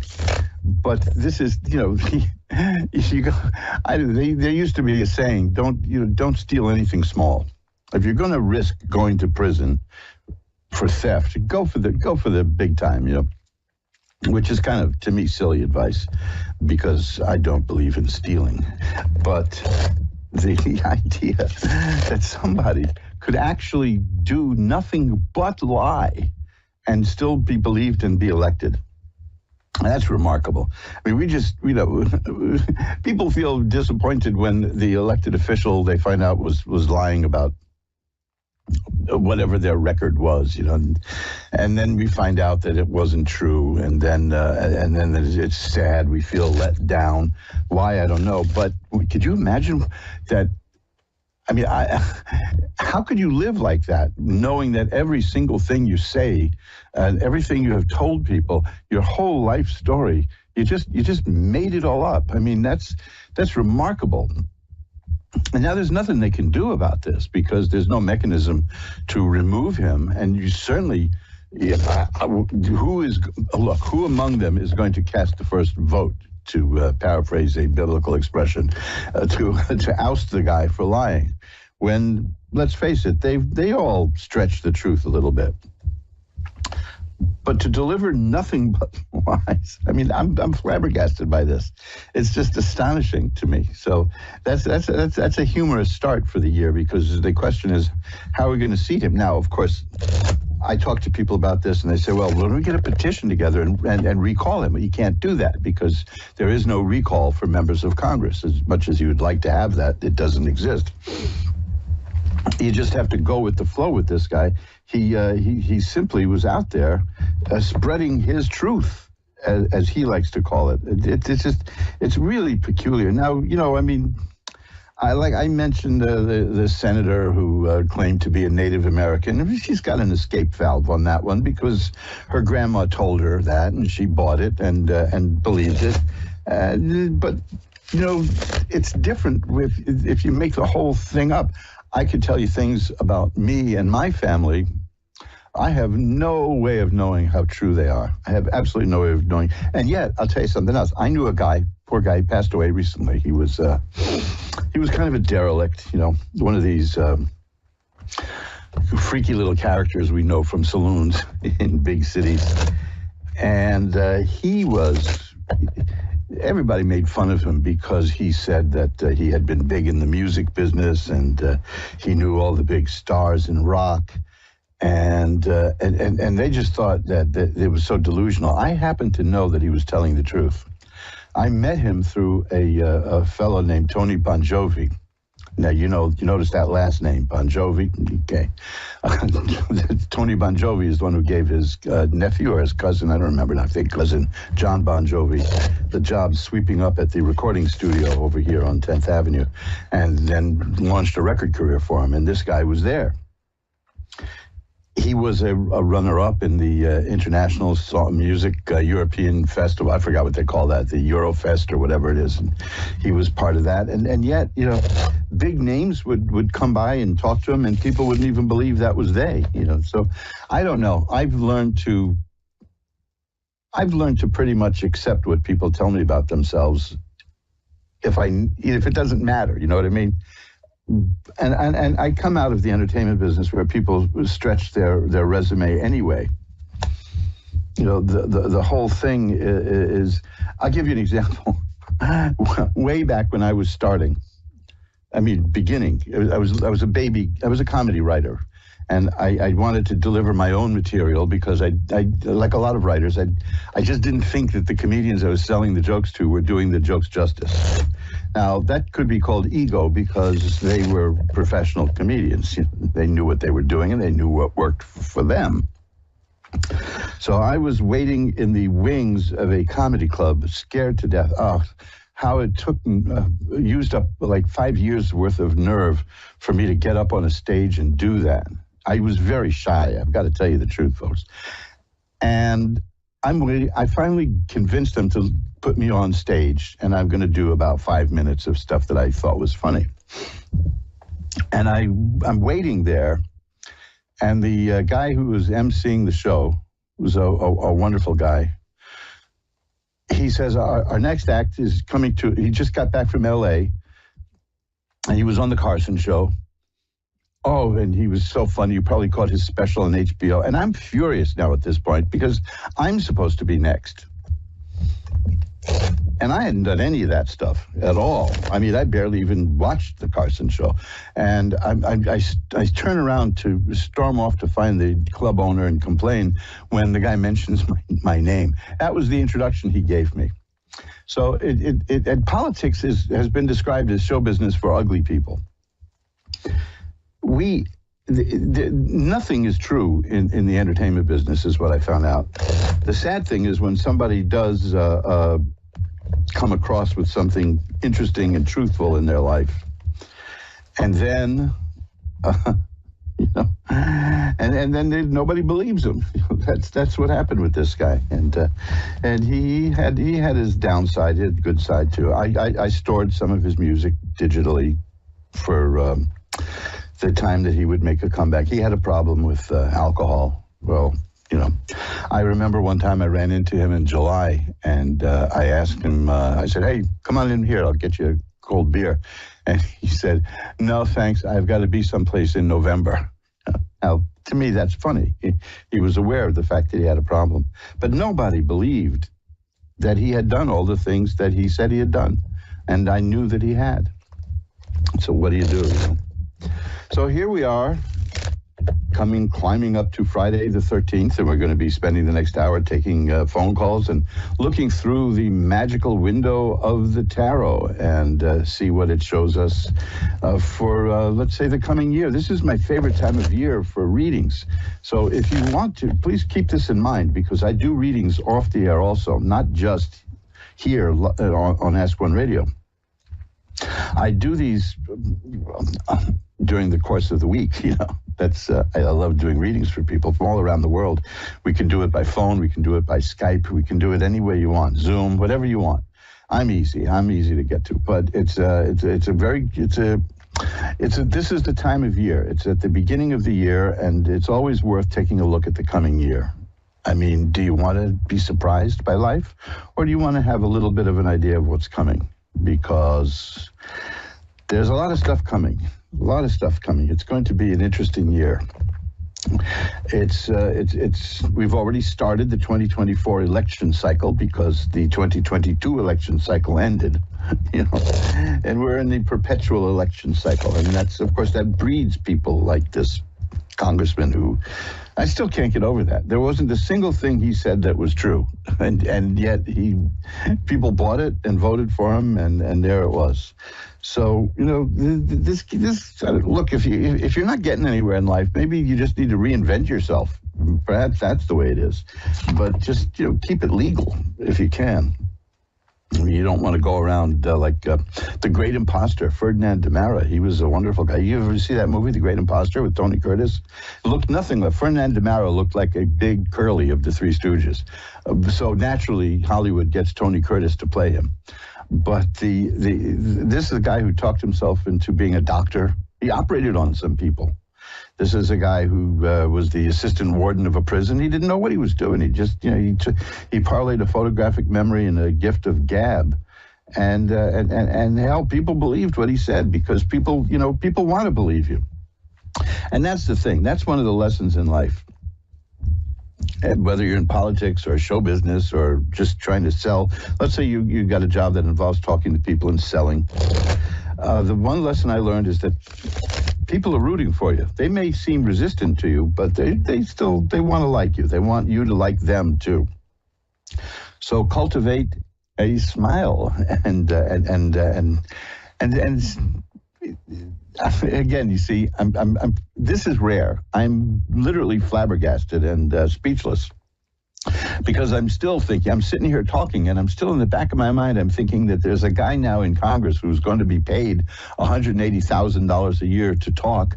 And it's turned out that nothing he says is true. This guy's got a future. I don't know if it's behind bars or what, but he's got a future. I mean, my hat is off to a guy like that.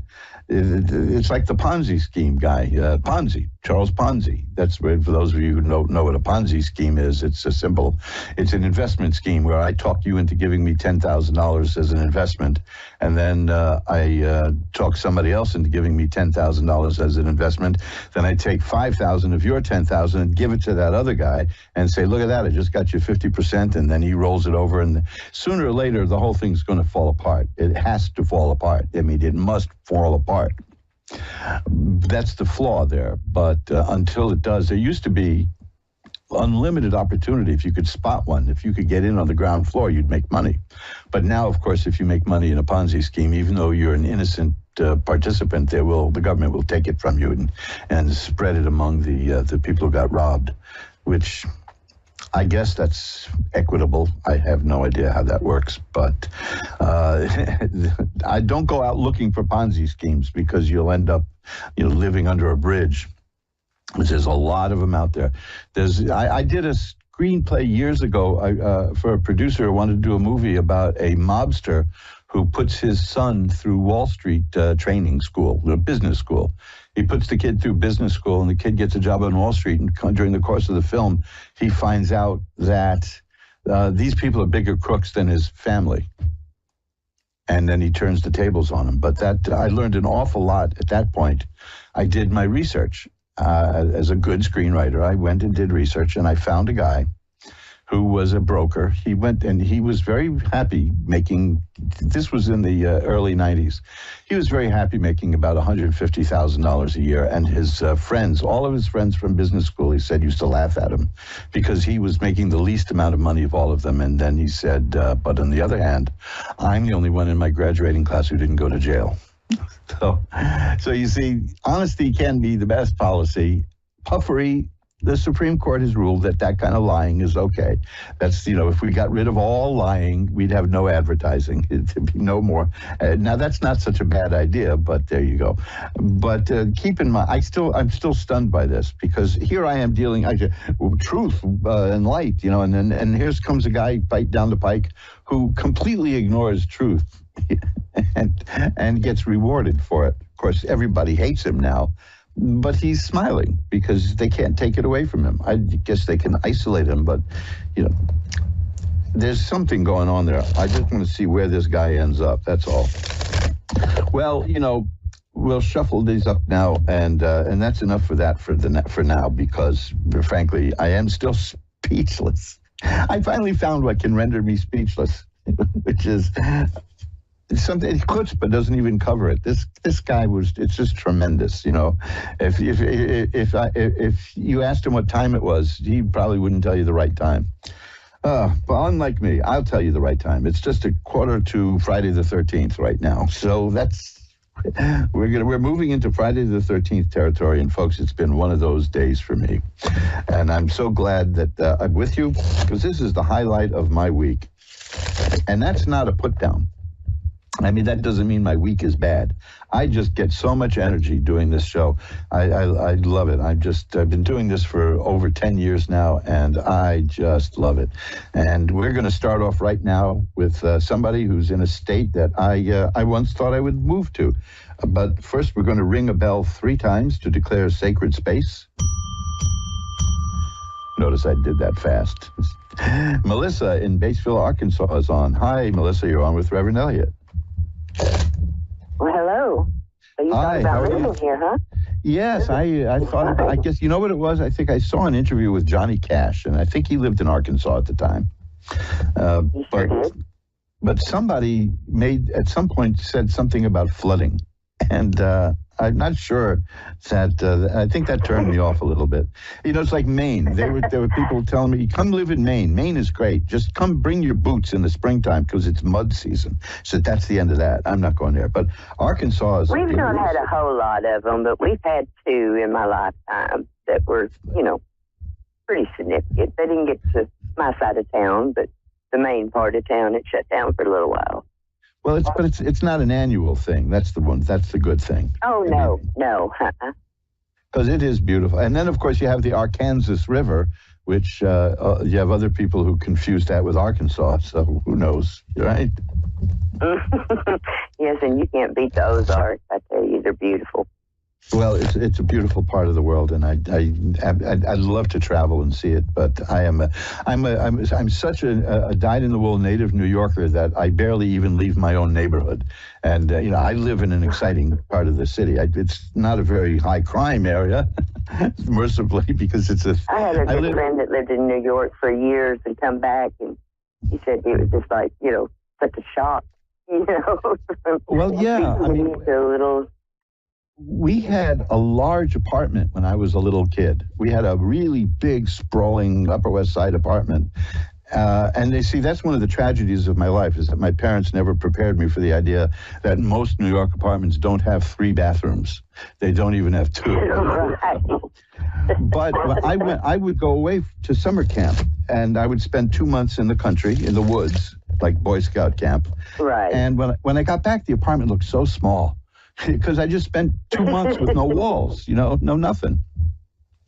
Right. It was very difficult. It was difficult adjustment. But that shows how everything in life is relative. Well, Melissa, we're here to talk about you, not about me. So what can I look at for you tonight?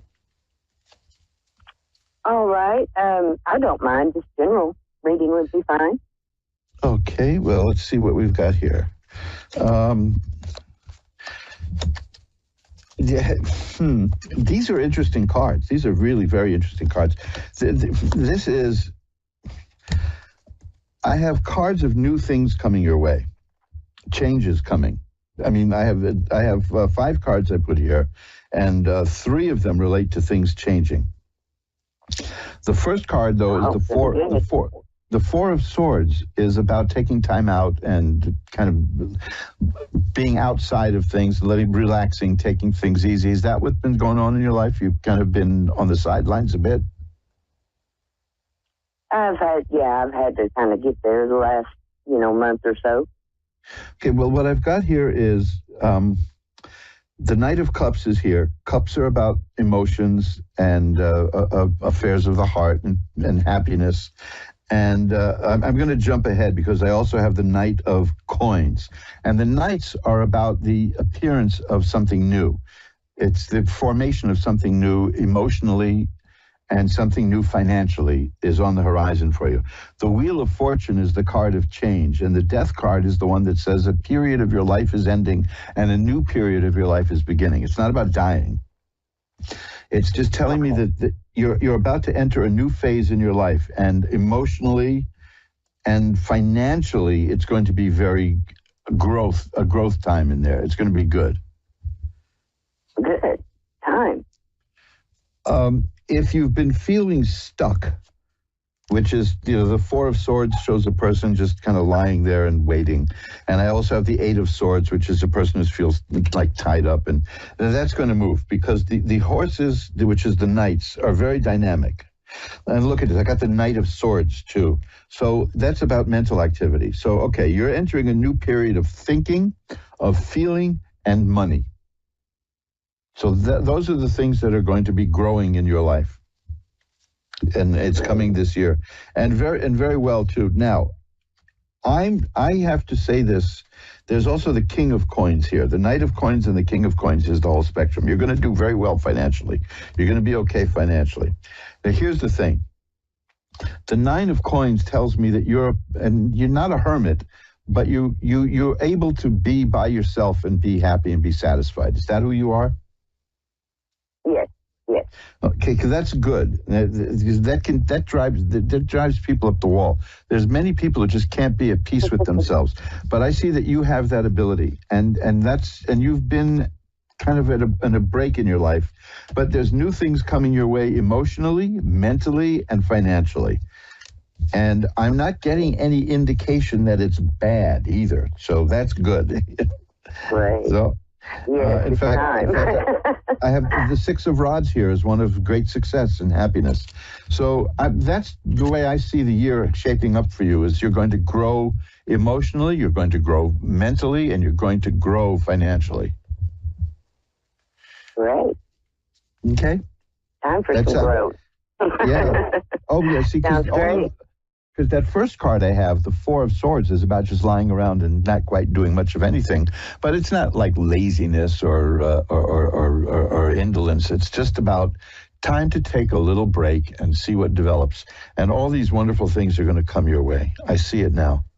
In fact, I see the Six of Coins. The Six of Coins is here. It tells me that there's a chance that somebody's going to give you money in a way. It's a card of philanthropy. Could mean also winning a lottery, things like that. So keep in mind that there's going to be opportunities coming your way from making money.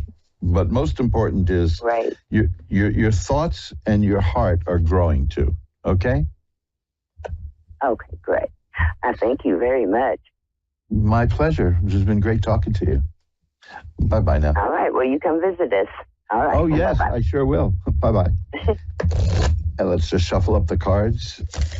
There's so many places that I've been meaning to visit all my life. And, everybody was talking about, I want to go see Venice, or I've got to go to Paris. And I keep thinking, I want to go to Tennessee. I want to go to Arkansas. I want to go to Kentucky. I seem to have this thing for the South. I have,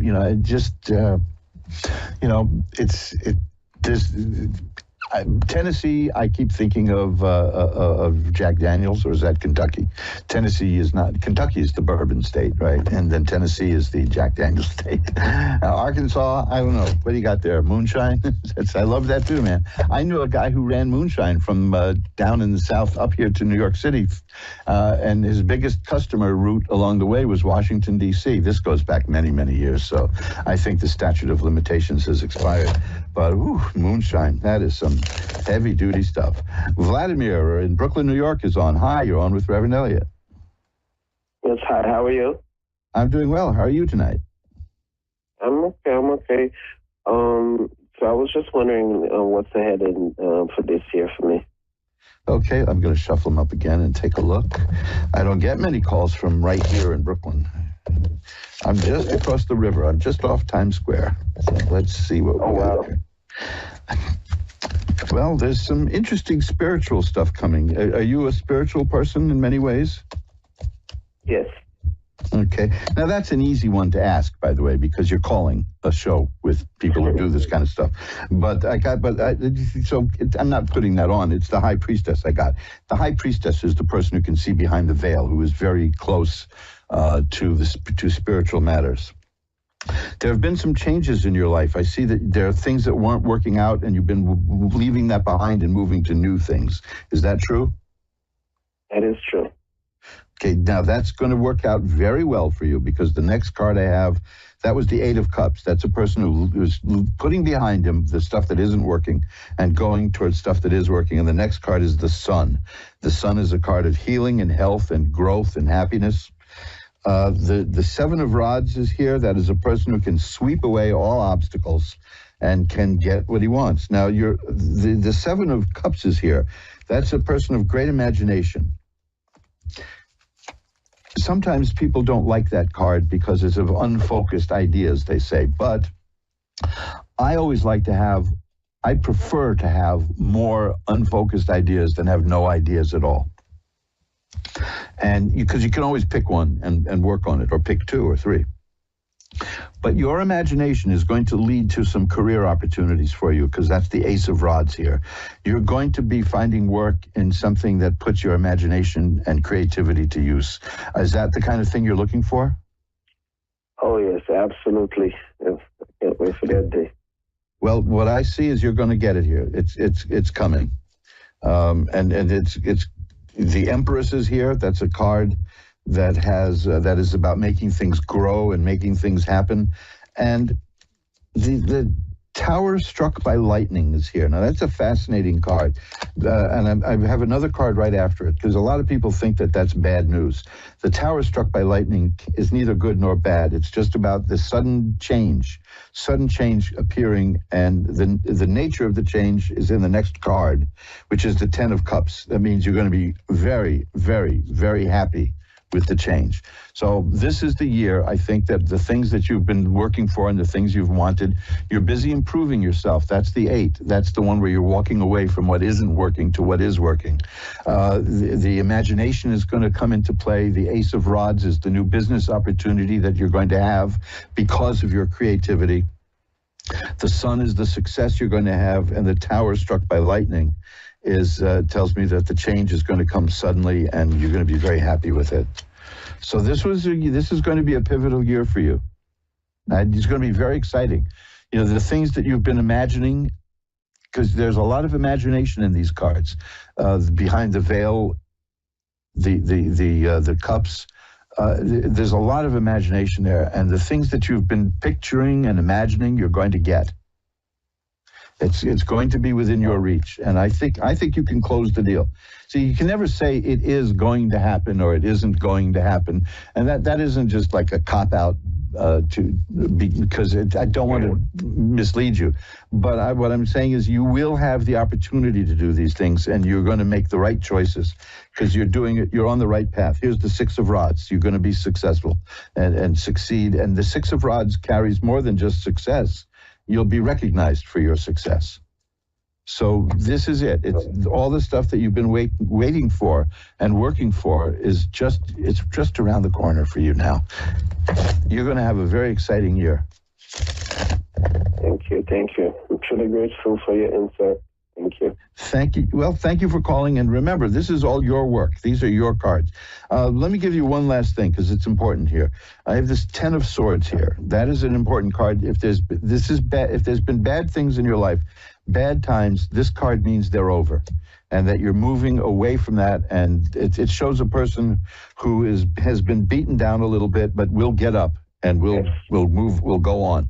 So the bad stuff is over, is what that means. Keep that in mind, okay? Okay. Thank you again. Thank you for calling. Bye-bye now.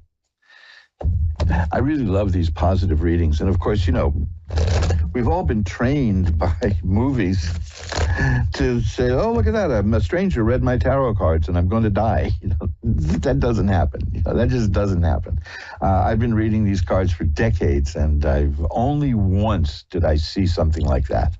Only once. And it was quite obvious.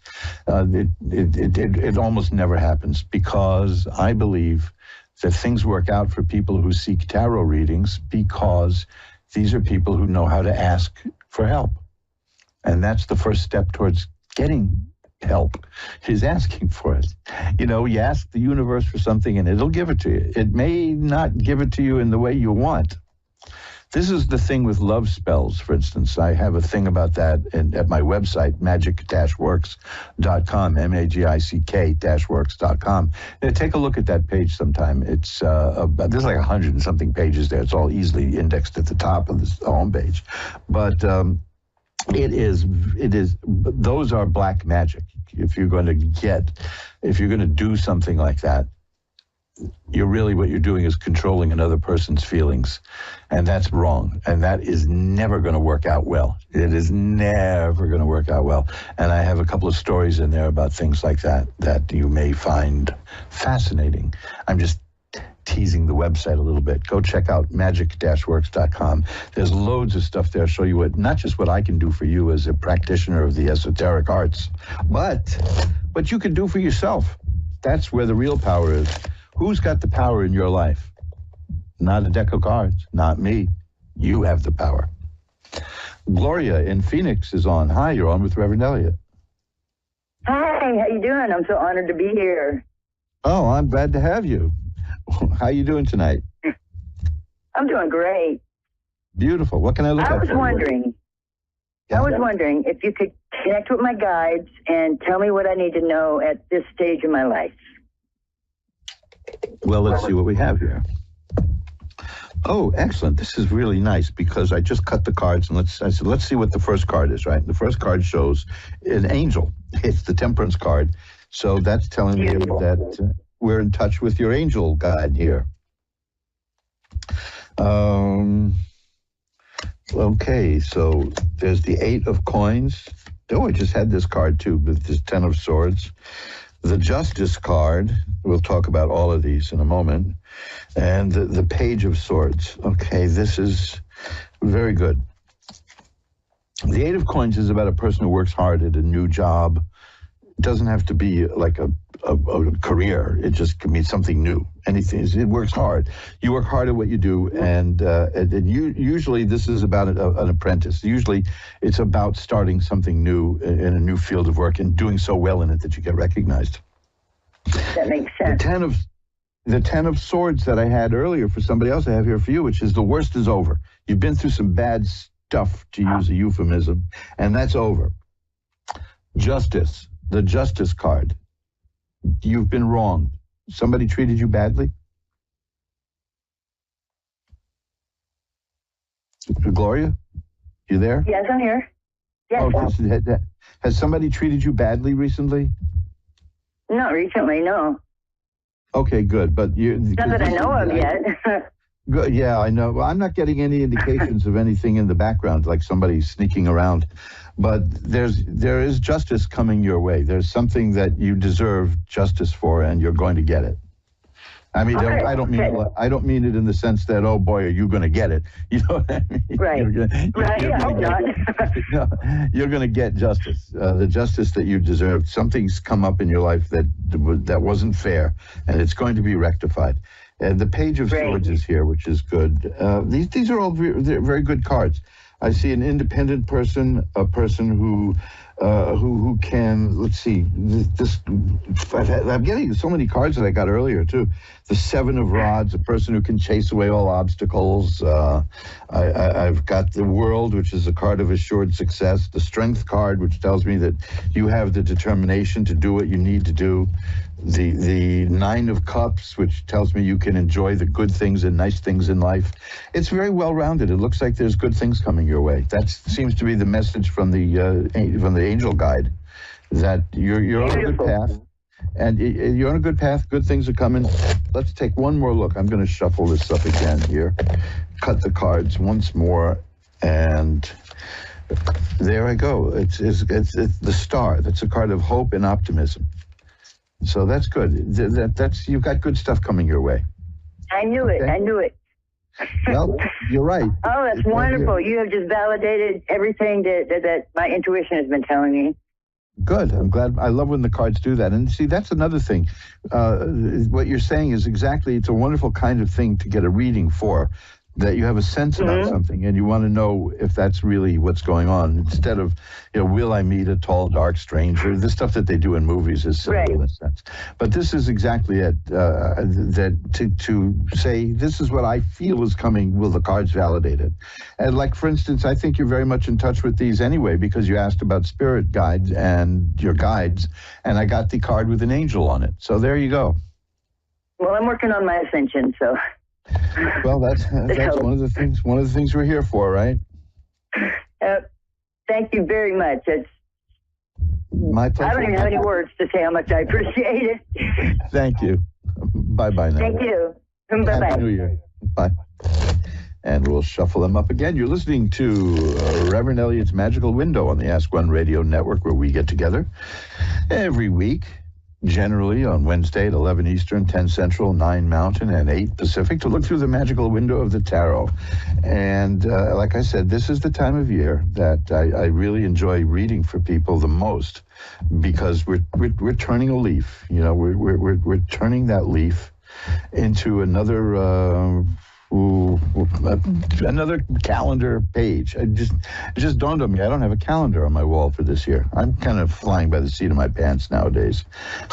But I'll go to a drugstore or something and buy some aspirin and get a calendar from them. They're always good for that.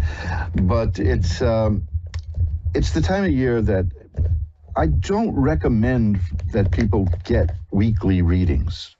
I know that you can make a good living reading for the same people week after week after week after week. I can't do that, because then after a while, the person you're reading for starts replacing their judgment with yours, and they lose a little bit of their own judgment because they keep saying, oh, I have to ask the cards this, I have to ask the cards that. But I like doing it around birthdays and around the beginning of the year. Unfortunately, my birthday is in the first week of the year, so I don't get the fun of doing that. But it's it's a good time to do it. I'm talking myself out of business here, right? I mentioned early on this is a good time to buy a reading from me. Readings start at $10, but don't become a chronic querent, as we call it. We don't. It's not healthy for either of us. You can learn more about what I do at magic-works.com, magick-works.com. And specifically, if you're interested in tarot and you want to do this too, I'm holding these cards in my hand now, but you can hold cards in yours. Check out my book and CD set called Reverend Elliot's Magical Window. I know people don't use CDs that often now, but this comes with a set of, this comes with a CD that has actual readings illustrating points in the book. And it'll tell you how to look at the cards and how to work with the cards and give you an indication about what cards can do and can't do. And then it's also got a reprint of a 19th century tarot book in there. That's one of the best for teaching you the meanings of the cards. But there's so much more to it than that. And I called the book Reverend Elliot's Magical Window, which is the same as the show, because you guys out in the audience there, you inspired me to write it. And it's dedicated to you. Catherine in Denver, Colorado is next. Hi, you're on with Reverend Elliot. Hi, Reverend Elliot. Thank you for taking my call. Oh, that's what I'm here for. That's what I'm here for. Great. What can I look at for you? I'm interested in career and finances and my love life. Okay, just those things, right? Those few things, those little unimportant things. Yeah, those things are paramount for me at the moment. Let's take a look. The first thing I've got is a card of cups, and cups are emotion and romance. And then I've got a Knight of Rods, which rods are career. And then I've got coin cards here, all kinds. These cards are covering the gamut here. Oh, wow, those three pulled up? That's amazing. Yeah, what's coming up here is, the first card is the Queen of Cups.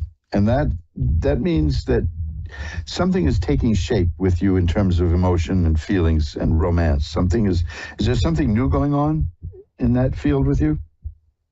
No, I've been in a relationship for almost 4 years, but we're separated, not like in a negative way, but this month by location. Okay, well, the Queen of Cups is, I don't know how to, this is silly. I don't know how to explain it. I was going to say in this context, but of course it's my job to explain it. I should know how to explain it. It's about, the feelings are still developing. The feelings are growing. This is why I ask if it's relatively new, but a few years is not particularly new. But your feelings are still growing in this relationship. The moon is here, which is about the unconscious mind, and it's a message generally to pay attention to your dreams, and you can get some information from your dreams. Do you keep a dream book or a journal like that? I don't. I very rarely remember any dreams. They say that's the whole point with a dream book. It's bizarre. It's one of those weirdest things in life is that I wake up from a very vivid dream and then a half hour later I don't remember it at all. I just know I had a dream. But if you can keep a book by your bed and start writing down what you dreamed as soon as you woke up, you can keep it that way. And this is saying that you may benefit from that. I will say, my feelings are huge. Like, I'm deeply in love. He's the love of my life, but I'm trying to see if his feelings are going to develop. You're going to see what? I didn't catch the last part. If his feelings will develop more deeply again. Well, let's see what we've got. You want me to take a look at that? Yes, please. Thank you. Okay. I'll shuffle them up and take another look at that. Okay. And let's... Now we'll take a look at what's going on with this other person. How's that? Well, okay. The first card I have is the Lovers. That's an interesting card right there. Okay, so that's just confirming that we're on the right track. There's a couple of cards that I've had before today. It's the Seven of Cups. This is a person of great imagination, but unclear. The thoughts are not clear. There's a lot of thoughts, but it's sometimes unrealistic thinking, and sometimes it's just dreaming, but it's not very stable in that sense. It's fluid, the thinking. Sure. Emotionally speaking. The Page of Cups. The Page of Cups is about. It's almost the direct opposite of that. The Page of Cups is about the emotions solidifying. So I'm seeing that there's a possibility that this is growing. And so, because you go from the Seven of Cups, which is unfocused and nebulous, to the Page of Cups. The pages are earth. The pages are very concrete in that sense. The Seven of Rods is here. Now that is the person who has learned to sweep away obstacles. The Ten of Cups is here. That is a card of great happiness and joy in a relationship. Ultimate happiness. I put a card above it all to see what the aura is around the whole question. And the question, I have the Three of Swords, which is a sad card. I'm getting the sense that this is a person who's been hurt before. And so that's kind of getting in the way. Is he what? We've all been hurt. He has, but who hasn't? Yeah, tell me about it, right? But this is still there. It still seems to be alive for him. So that's what I think that what you're sensing is he's kind of holding back a little bit, but it's not because of you. It's because of what happened before. So there's something I can do to help that. Yeah, there is. Let's see what we can find here. Let's see. Well, this is great. I've got three major cards here, and they're all women too. The Justice card, the Empress card, and the World. You're going to make this relationship grow and succeed. That's what I see. That two people. Yeah, you're going to be the driving force from the way things are now. You see. Okay. The Empress is not, now the Empress it's not artificial. This is that a person who is nurturing and can make things grow. And I think that the key there is nurturing. It's not like you're going to force this relationship to happen. I think that he will learn to feel safe with you. Okay, good. Because remember, I think he has been hurt more than he probably even wants to tell himself. But the Justice card is here, so you're going to work that out with him. The Empress is here, you're going to make this grow, and the World is here, which is a card of assured success. I think that it's saying that you being you is what's going to do it. If you want to know, what can I do to do this, keep being you. I like that. Thank you, sir. Because you'll do it. Just remember, the Empress card, that's the person who nurtures and makes things grow. The Justice card is the person who heals in a very real way. I mean, we're talking about healing a heart that was broken, really. And the World card, the World is the card of success. And it can be done. I love the way that plays out. Now, it gives me a lot of assurance. Thank you. Now, I've got to run because I only have a couple of minutes left. But if you need to hear this again, you can always go to AskOneRadio.com and look at the archive and play this show. And, you can download it in the podcast section, or you can download it in, there's other sections, partner section. There's all kinds of ways you can get hold of this show, even at YouTube. And listen to the last part where I speak to you, and you'll hear it, because you have the I got it again here, the 10 of Cups. That's a very happy family and a happy home. So there's great potential there. Thank you so much, Reverend Elliott. That's huge. Thank you. Rest with a peaceful heart tonight. Thank you. Bye-bye now. And hey, look at that. We're rounding the corner to the end of another edition of Reverend Elliott's Magical Window. And I just want to tell you that I have been a busy little guy here. I've been playing with the computer. Remember, I was away for quite a while because the computer died on me. And I really blew their mind because I didn't want to buy a new computer. I wanted them to rebuild this, and they did. It cost enough, but it was less than getting a new computer. But money wasn't the object. I'm accustomed to this particular computer. And they didn't upgrade it, which is fine. Eventually, I'm going to have to upgrade the operating system because that's the way it is. I mean, I have a telephone sitting here right next to me that I can't use to make phone calls anymore because it's got a dial on it. And they've upgraded my phone system here so that dials don't work anymore. But hey, what can I tell you? There's still gadgets you can buy that you can hold up against the mouthpiece of a phone and hit the buttons and get the number you want that way. But I'm making up for lost time, and I have been designing, and this is what I want to talk to you about for a moment. If you go to magic-works.com, magic-works.com, the last time I was on, I mentioned that I'm restoring a book from 1833, and I am restoring a book from 1833. I mean, who would lie about that except a member of Congress? But that's tough on the eyes. That's really my vision is not so hot these days. So to relax, I've been adding to my collection of occult jewelry. You can find that at magic-works.com, magic-works.com, and click on the occult jewelry thing there. There's always a sale going on. It's not me lowering the price. It's the company that you buy it from, and they ordinarily take 15 to 20% off. So it's worth looking at that. There are amulets and talismans there that can, for almost any need that you have in life. And those are important because these things are symbols that focus our energy. I'm wearing one right now. I've got one right now. It's a talisman of the moon. And it works towards getting you what's going on and what you want in life.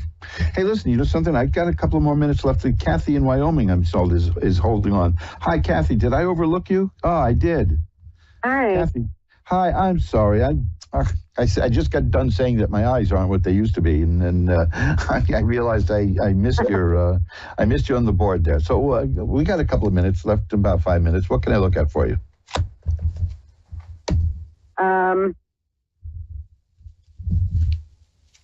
So I'm just kind of wondering if the guy that I've been talking to, if he is a good match for me. Okay, let's see. I've shuffled them up, and okay. See, now this is the third time today I've gotten this card. It's the 10 of Cups, and that's a card about a happy home and romance. And the Queen of Cups here, there's romance there too. And, this is looking pretty good. The Temperance card is here. That is a well-balanced, that means balance in life is there. This is looking like a good match. Yeah, sure is. Is there anything else you want to look at? That was fast. I got moving or job career. Okay. And what would you like to look at about the move? How long it will be before I move.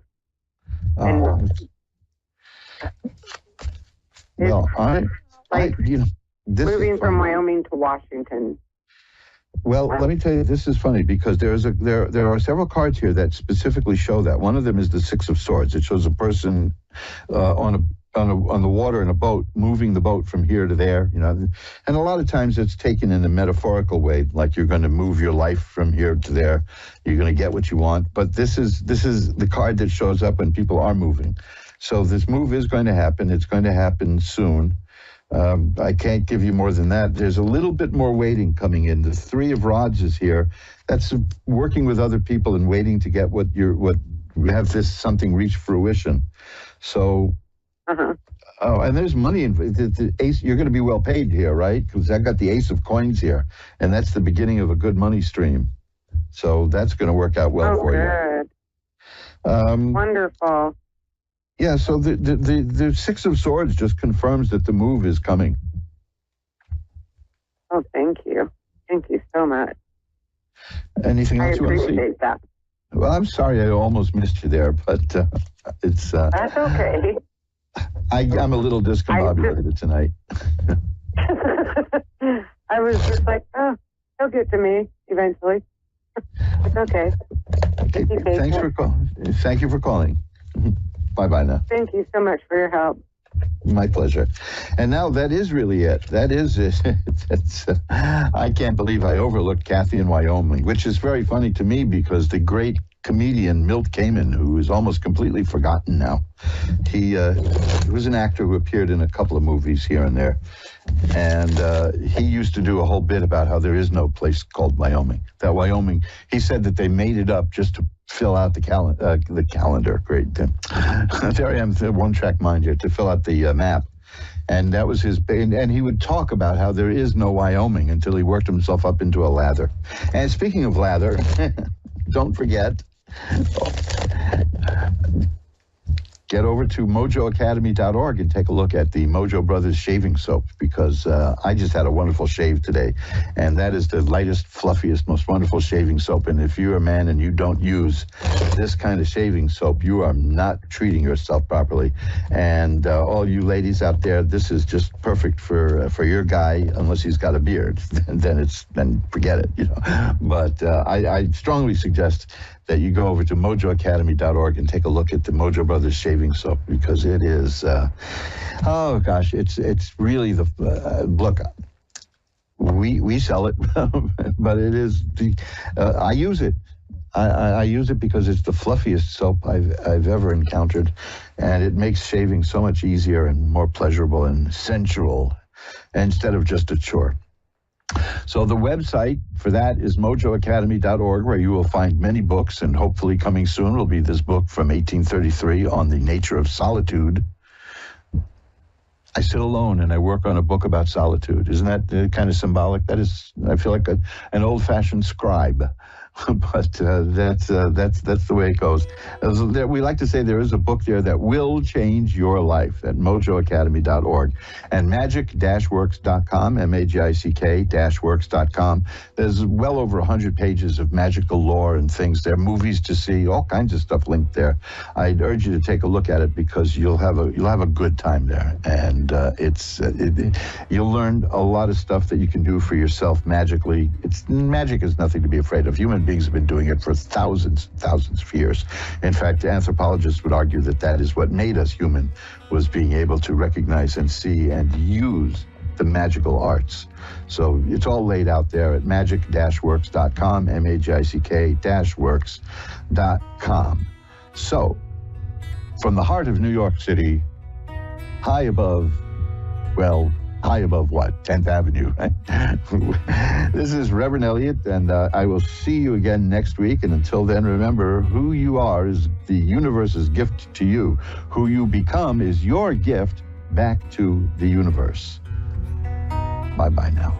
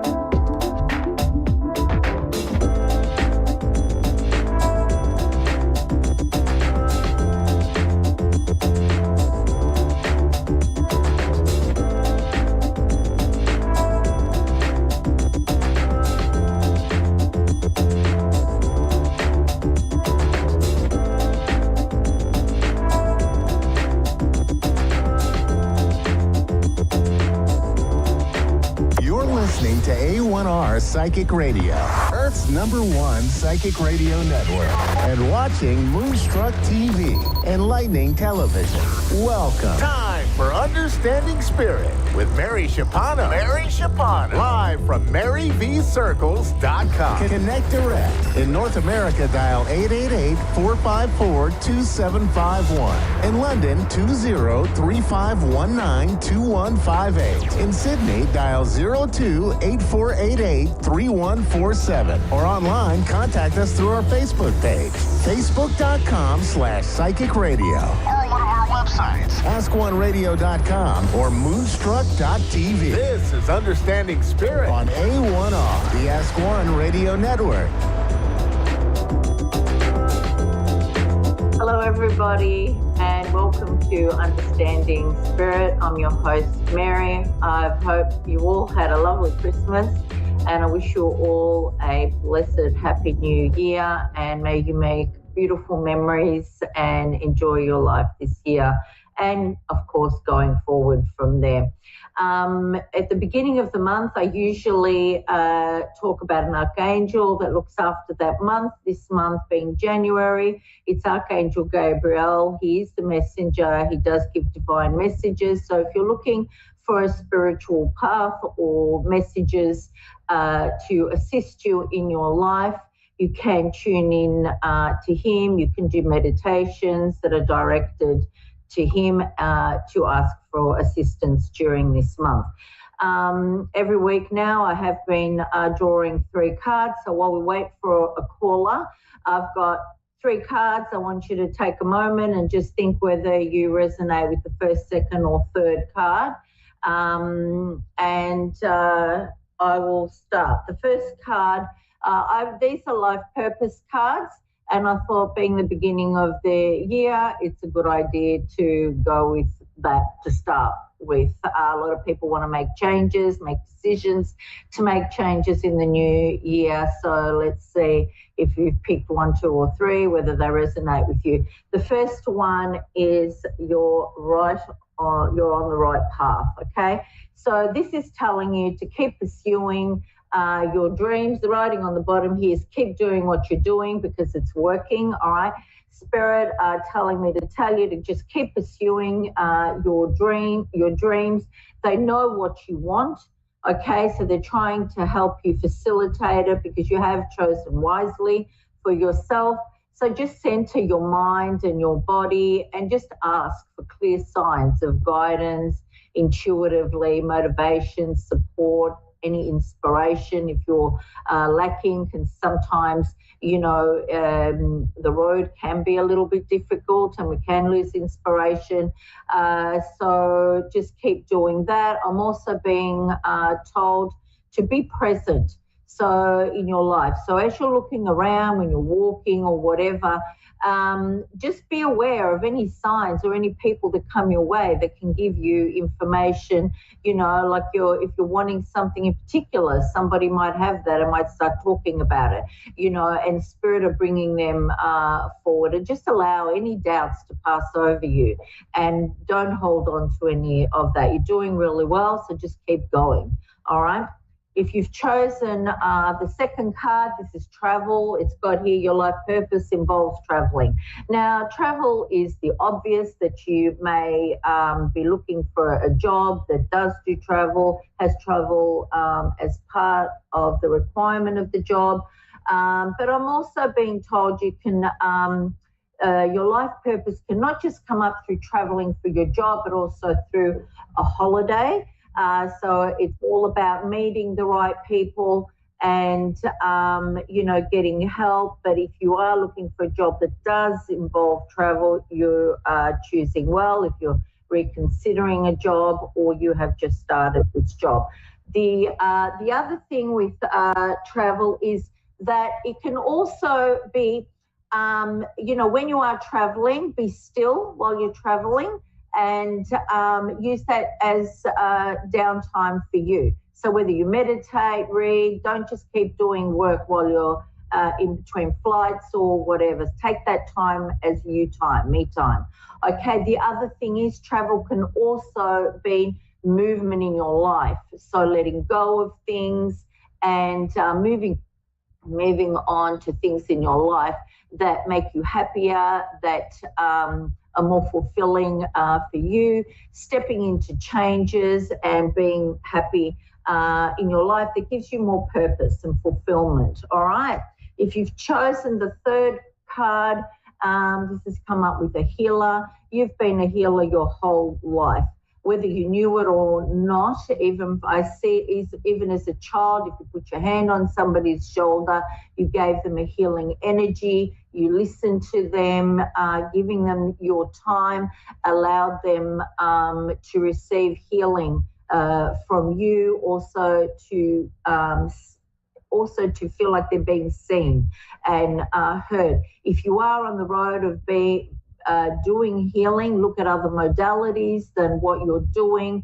Look at options of teaching or even learning different healing modalities for yourself. I do feel like you have done this in your past life, and people just naturally gravitate to you as a healer. But you do need to take care of yourself. That requires rest, exercise, just so that, you have the energy, healthy lifestyle choices, all about that. It's all about balance. Okay, so I hope they have helped you. If it hasn't resonated for you, you can just hang on to the message. It might come up for you soon in your life. Okay, I've got Diane on the phone. Diane, how are you? I'm fine, and yourself? I'm very well, thank you. How can I help you today? I guess if I had to question, it would be job related. Job related, okay. Mm-hmm. All right, let me have a look.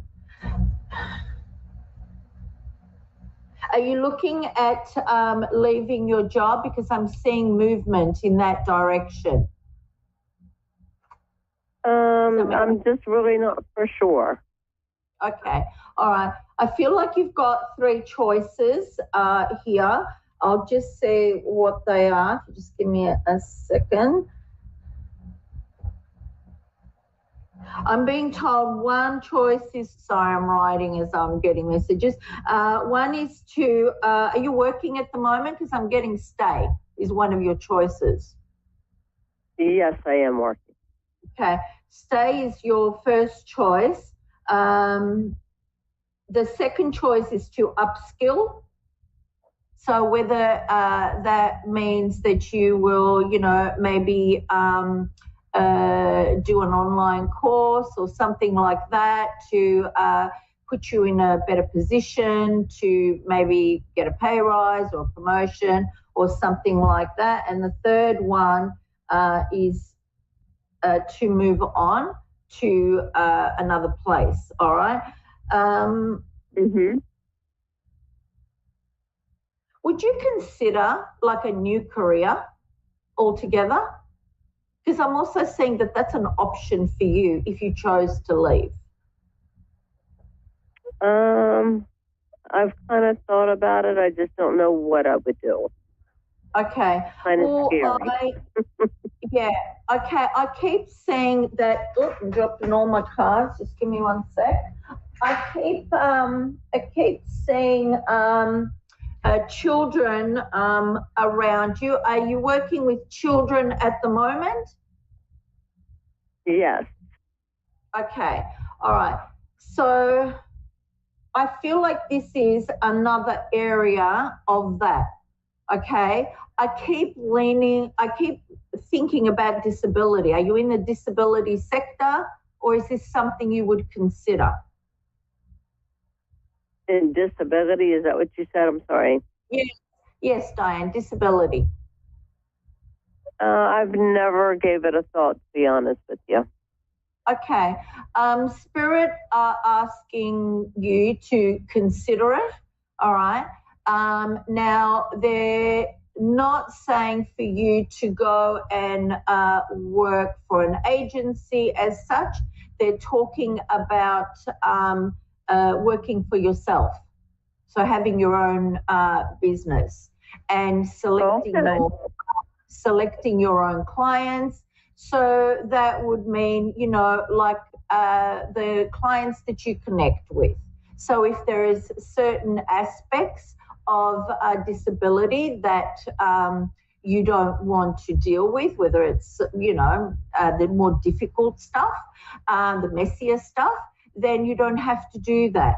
But they are talking to me about your finances, and this is a way for you to improve your finances. I feel it would be more rewarding for you because I feel like you're a little bit stuck, like in terms of not being very fulfilled with your job, and your job is you feel like it's a bit lackluster at the moment. Does that make sense for you? Yes. Okay. This will give you a boost in your finances, and it will also be a more rewarding and fulfilling for you as you help people. And that could look like, an 18-year-old girl who wants to learn how to cook. It could be, somebody who wants to go bowling, and you just go bowling with them. It can be whatever you choose it to be, but I feel that will change and you can work your own hours. All right. Okay. And I'm also getting, there's no time like the present. All right. Spirit are asking you to consider that. That is the better option for you, where long term you will be more happier. Okay. Does that make sense to you? Yeah. Yes, all right. Absolutely. I do, and you can start slow. You can stay with the job that you're at, and you can start doing, weekend work. Start building up your clients, and then when you're ready, you can move on. Now, I'm in Australia, so just to give you an idea, we have what we call the National Disability Insurance Scheme. And, they pay like $70 an hour. If you were to work through an agency, the agency pays their staff $38, okay? Now, I don't know how it's there for you, but if you are a sole trader, then you can make that money for yourself. So just look into what is required, whether you need to take out some insurance for yourself. Maybe you need to study a little bit for it. But Spirit is pushing you in that direction. So just do a bit of research and consider it, because I see you very happy. I see you smiling and happy in that field. I like that. Okay. I think you will be happy. Please, look at it. And you'll be glad to leave everything behind. Okay. Yes, ma'am. Thank you. Oh, you're very, very welcome, Diane. I wish you a blessed and happy 2024, and just keep pursuing that, and just make yourself happy. That's all Spirit is saying. Make yourself happy this year. Okay. Yes. Thank you. All right. Take care, Diane. All the best. Bye-bye.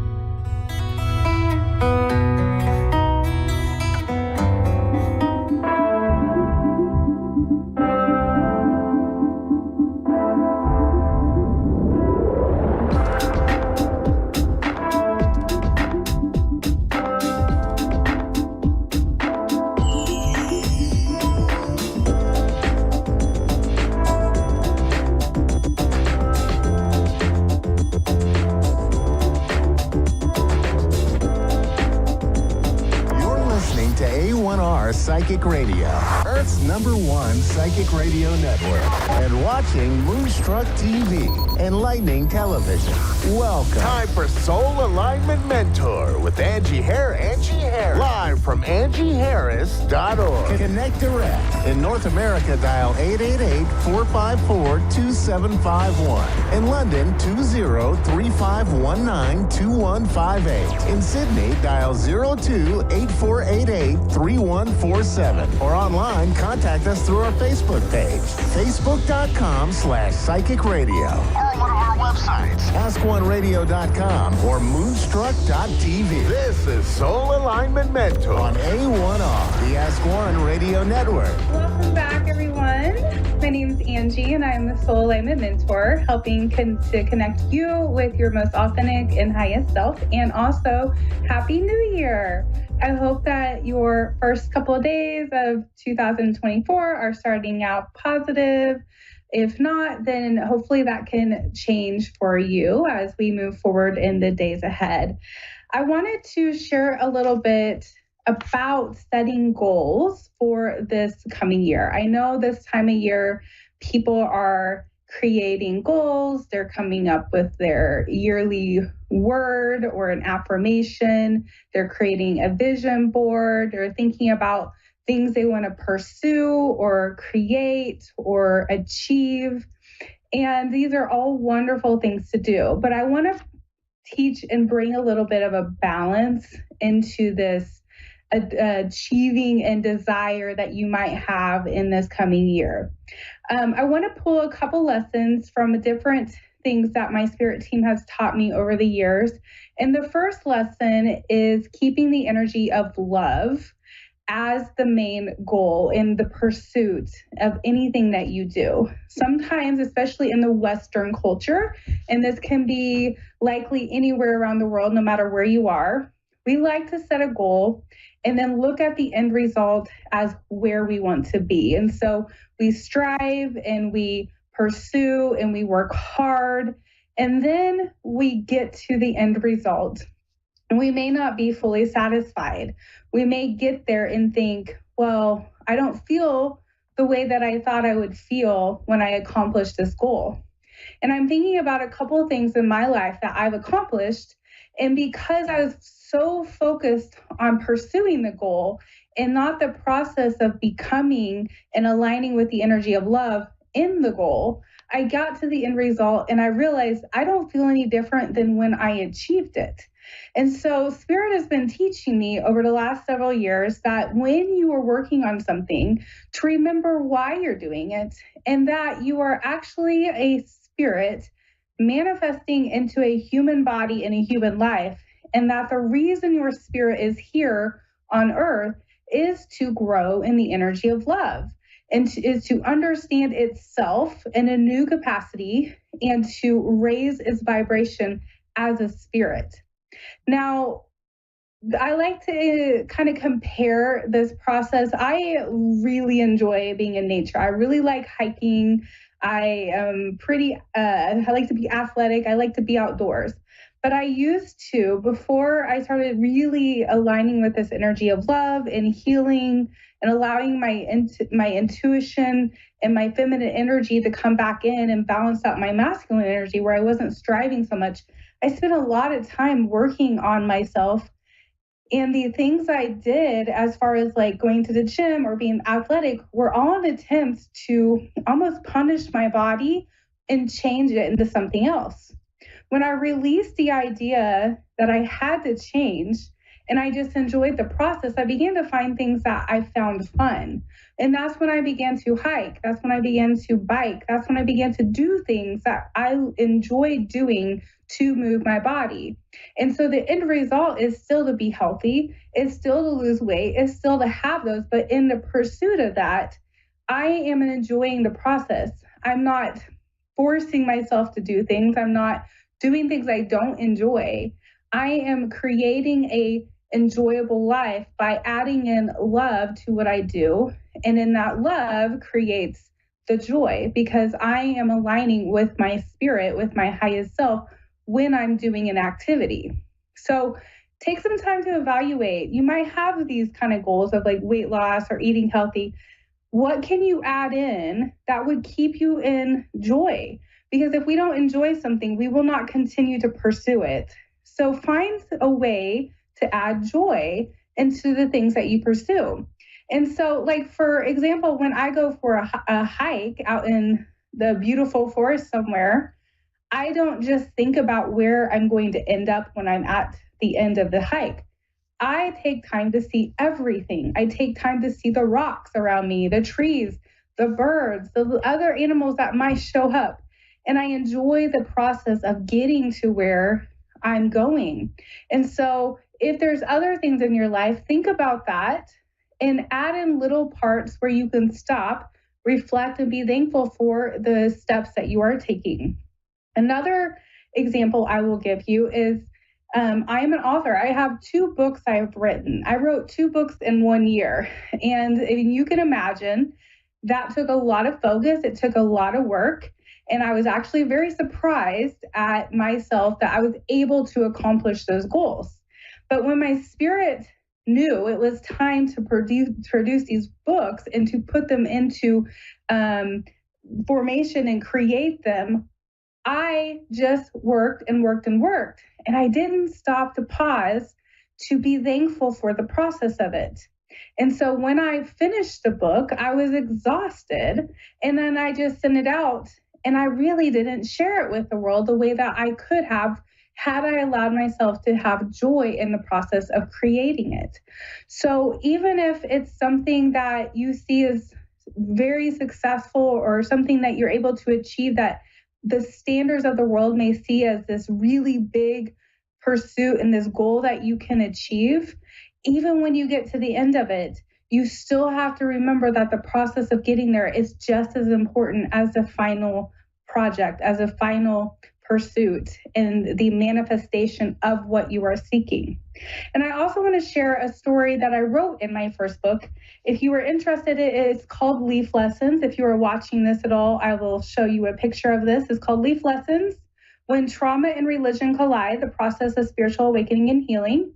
In the 5th chapter of this book, I write about a vision that I had in 2004, and it was about a leaf. So this chapter is called The Leaf Lesson, Leaving the Line.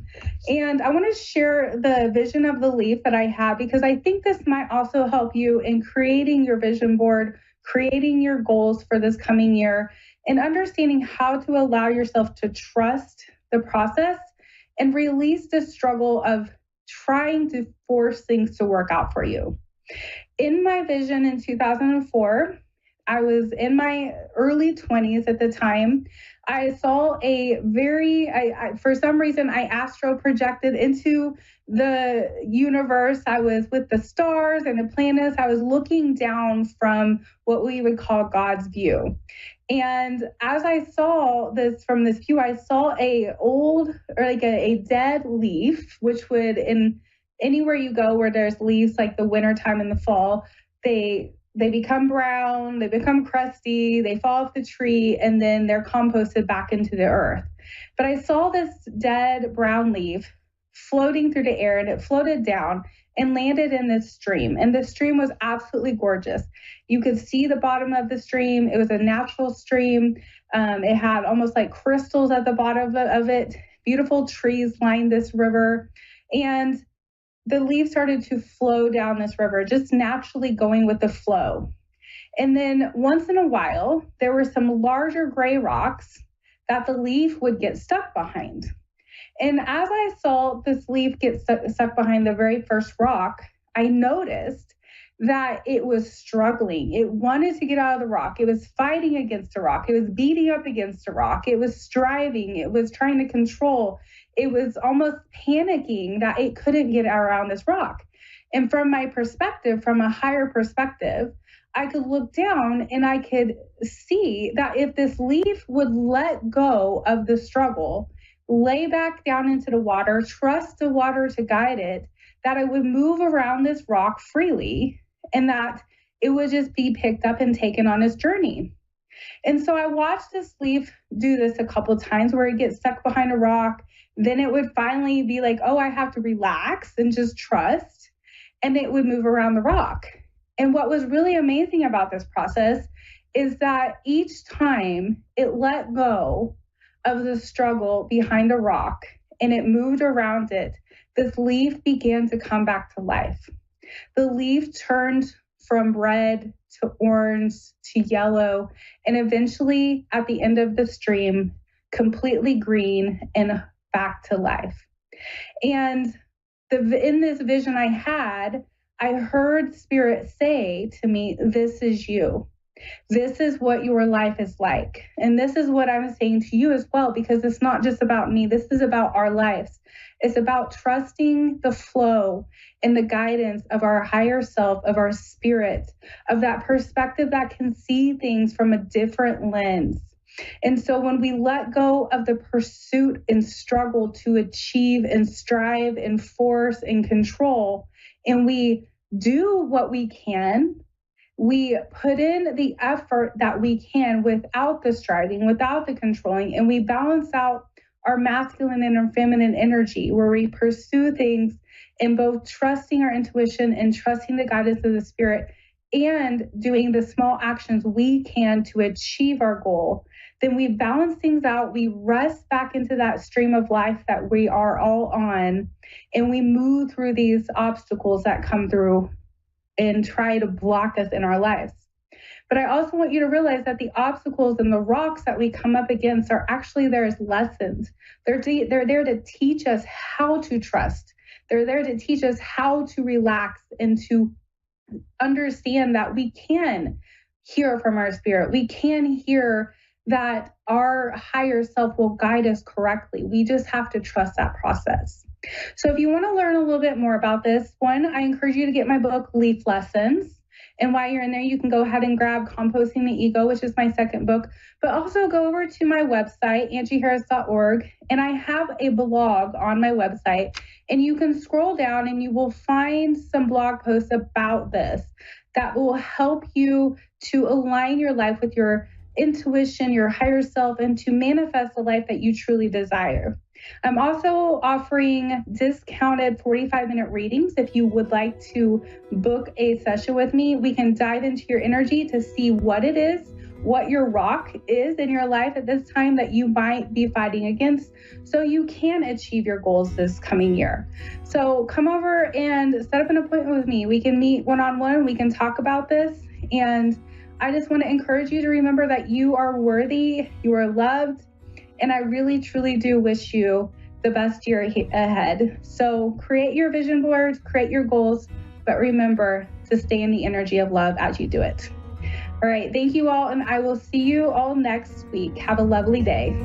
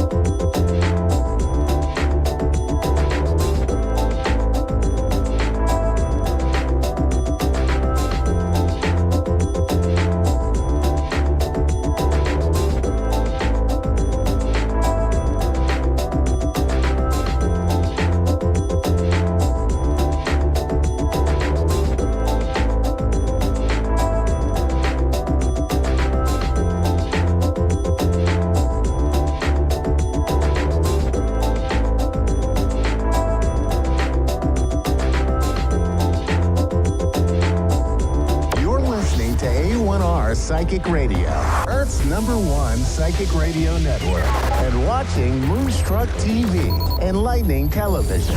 Welcome. Time for Your Time to Shine with Julie Yeager-Walker. Julie Yeager-Walker. Live from Wings of Souls with Julie.com. Connect direct. In North America, dial 888-454-2751. In London, 20-3519-2158. In Sydney, dial 02-8488-3147. Or online, contact us through our Facebook page, facebook.com/psychic radio. Or one of our websites, askoneradio.com or moonstruck.tv. This is Your Time to Shine on A1R, the Ask One Radio Network.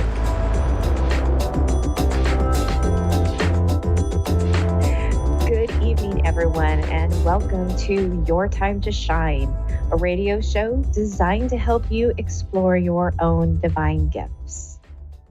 Good evening, everyone, and thank you so much for joining me. We are officially in 2024.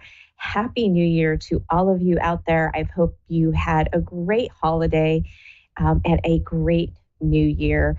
It was really refreshing for me. I got a little bit time off from work and got some family time, so it was fantastic for me. Not as restful as I had hoped, but sometimes that happens. And so I at least got a little bit of a break from emails and phone calls. And so that was really fantastic in itself. And here we are, a brand new year, and working within Mercury retrograde. And oh my goodness, was I having some computer problems today. I have a Surface Pro for work, and I had to disconnect my keyboard from the Surface because my computer just went black. And I was a little concerned that I wasn't going to get it back, but it finally came back. It was like, my first thought was, it's like a tight pair of pants. You just have to get them off. And so it was like, get the keyboard off. I just need to reset. And so that's what I did. I reset it. And it came back on, and I haven't had any problems since today. Thank you. Knock on wood. I'm back in business. So I hope you are all doing well out there. I know at the end of last year, which was just a week ago, I talked to you a little bit about my New Year's words, and I hope that you all out there are selecting your words and starting to work with your words for the new year. It's really important to do that and pick words that are near and dear to your heart, so that when you start working with them, they mean something. They bring your attention back to the situation and to your awareness. And, you know, that's really what the words are for, is to bring you back full circle and say, okay, you know, here I am. Where is my word? What does that word mean to me? And kind of bring that back to you. So, you know, one of my words was joy, because we can all use more joy in our life and in the world. And so focusing on that word and saying, okay, what is it that I need to do to be able to bring more joy into my life? My other word was kindness, because again, we can all use more kindness, especially kindness to ourselves. And that is usually the one that is the hardest to do, right? To be kinder to yourself. And that's really why I picked the word kindness. It wasn't for me to be kinder to others, although yes, that is something that I do want to do. I want to be even more kinder to people, bring kindness into the world. But really what it is about remembering to be kind to myself, right?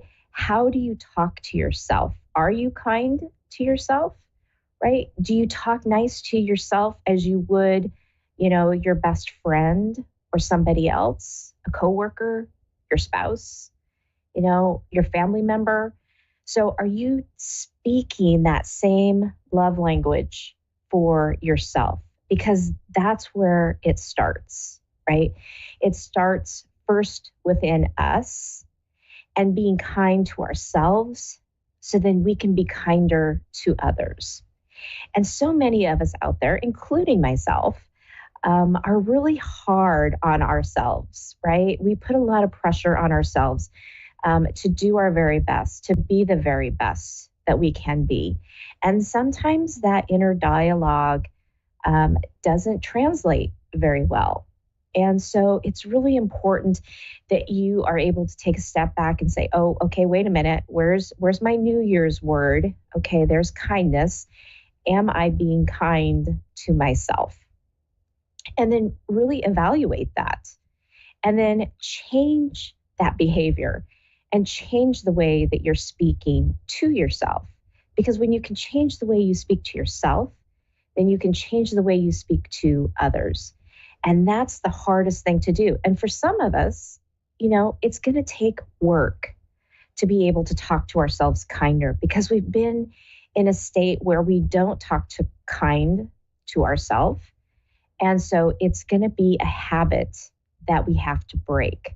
And as you know, with any kind of habit, it's time consuming and it takes time. It doesn't just happen overnight. So it's about being patient with yourself, right? To be able to find that inner joy, to be able to find that inner kindness and talk nice to that inner child, right? What is it that inner child wants to say to you, your higher self? Because those are the ones, your higher self knows all the goodness in you. It's the one, that can talk to you in the kind words that you need to hear, right? It's the one that's more joyful. So checking into your inner child and your higher self can sometimes help you shift that, right? They're going to remind you how fantastic and fabulous you really are, even if you're not feeling that way, even if someone is giving you a hard time, right? Going back in and checking in and saying, okay, what is it that I can do to be kinder to myself? And what is it that my higher self or my inner child would like to say? You might be really surprised. You can sit down and you can journal some of this, right? And let them speak. Let them have their place on stage to be able to tell you how wonderful you are, right? And then use that to come back when you're having a rough day, when you're having, a day that is a little more trying, going back to those words and saying, yep, okay, this is what my inner child said. This is what my higher self said. I'm going to sit down and I'm going to listen, right? So take a moment and think about what your New Year's words would be if you were to choose one, and why it has meaning to you. Because again, it has to have meaning. Otherwise, you won't stick to it, right? Just like a resolution. That's one of the main reasons I don't do New Year's resolutions is they don't resonate with me, so I don't stick to them. However, picking a word is something that I can do, that I can stick with, and I can make it through that year with that word, right? And then look back and reflect and say, okay, what did I learn from this year, this past year, and how has my word helped me get through that year? So just sit for a moment and pick your word. It's really fun, actually, looking back over the years at the words that I have chosen. I ran across a list of mine not too long ago, and it was really fun to go back, look through the words throughout the last few years, what I have chosen. So enjoy that, have fun with it, and go find your word for 2024. All right. We're going to go to the phone lines right now and get a caller on board. We have Tara in Centralia, Washington. Good evening, Tara, and welcome Hi. to Your Time to Shine. Hi. How are you? I'm good. How are you? I'm good. Good. What can I do for you this evening? So, I've had a really awful year and start of an awful new year. And I was just wondering anything about work, employment by chance? Okay. Let me check in here and see what your guides have to say. I do have to say, we're coming into the Chinese year of the dragon. And so there's going to be a lot of fire going on this year, especially in astrological charts. So that will be kind of interesting to see how all that plays out. But give me a moment here to check in with your guides and see what they have to say. And I'll be right back. There's just going to be a little moment of silence as I do this. Sure.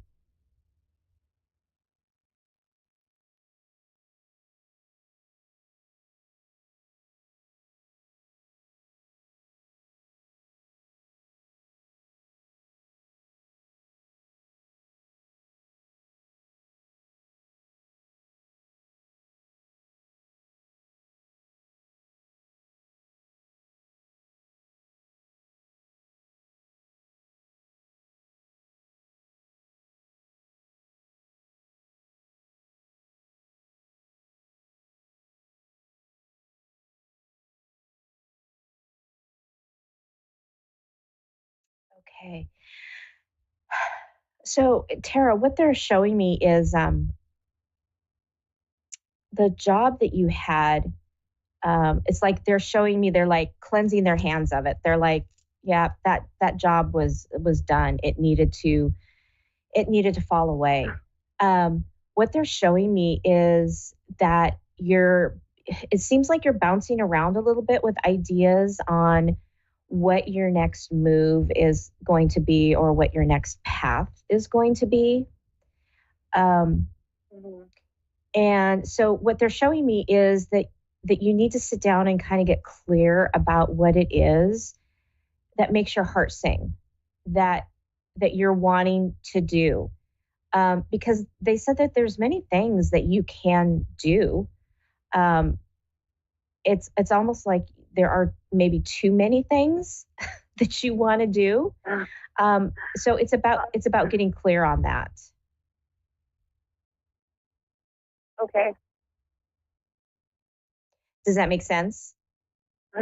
Yeah. Okay. They're showing me that you're very, very creative. And so using that creativity to kind of think outside of the box. Okay. They're showing me speaking. That you're very good at speaking. So I don't know if there's like a training position or something that you could do with that. But they're showing me like they're showing me a stage, but that doesn't necessarily mean you're going to be on stage, but just that you're speaking. And so bringing some of that knowledge through that you have, right? Okay.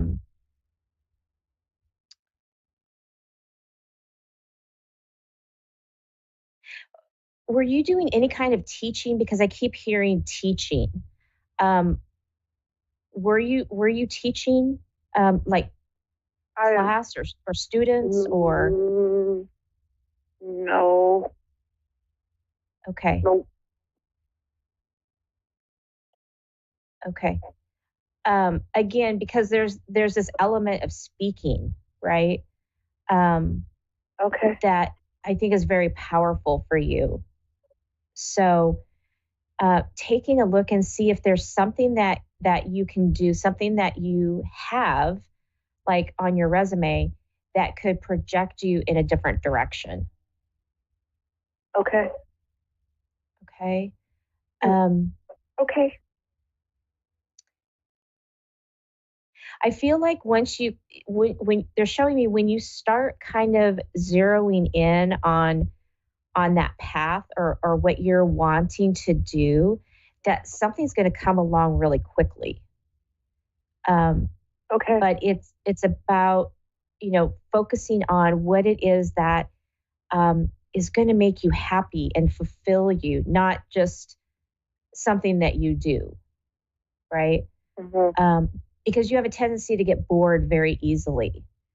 They're showing me, and so looking at something that has that variety to keep you going, to keep you moving, is going to be really important for you. Okay. Okay. I'm just checking in to see if there's something else they want to tell me.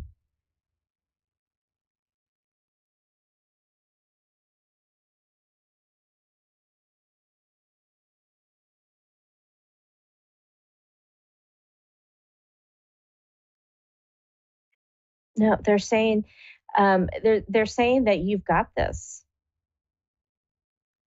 You may not think that you do. They may you may not think that, but they said you've got this. So okay. Yeah, I hope that's been helpful. Okay. Yeah, it has. Thank you. You're very welcome. Have a great evening. You too. Thank you. Okay. Bye. All right. We have Karen in Benton, Tennessee. Good evening, Karen, and welcome to Your Time to Shine. Hey, thank you. Hi. How are you? I'm doing well. I'm excited. This is fun. Good. Excellent. What can I do for you this evening? Well, what are my options? Well, I have a lot going on. Okay. So you can ask a question, or we can just kind of see what comes up. It's up to you. Well, I've got a lot going on. I'd like to know about Joey. Is it a dead end road? How does he feel? I don't know. He feel the same as, I don't really know. I just don't know what to ask, honestly. So I guess whatever I need to know. Okay. All right. Would that be the best way to do, or what? Yeah, absolutely. So is there something specific that you want to ask about Joey? I mean, or we're in a separation period. He changed a lot, and is he lying to me? I mean, we have 2 kids. I really don't know what to say. Is he a narcissist? Okay.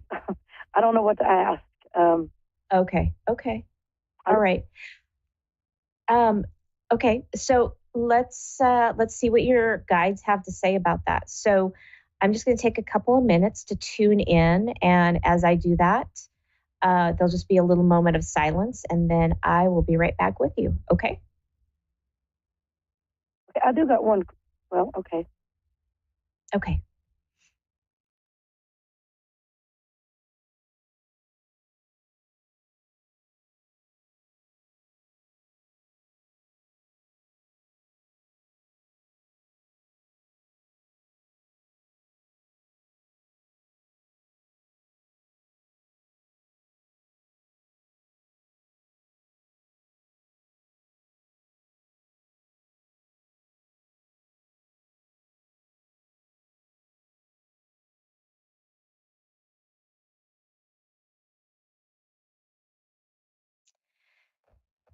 Okay, Karen.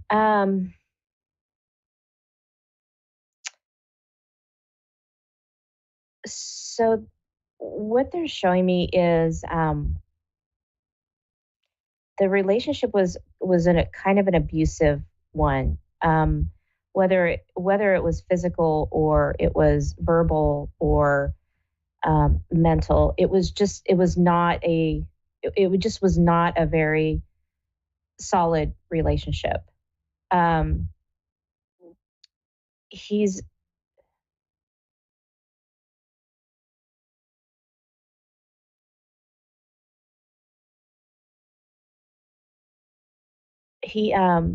I'm trying to figure out what they're showing me. Hold on.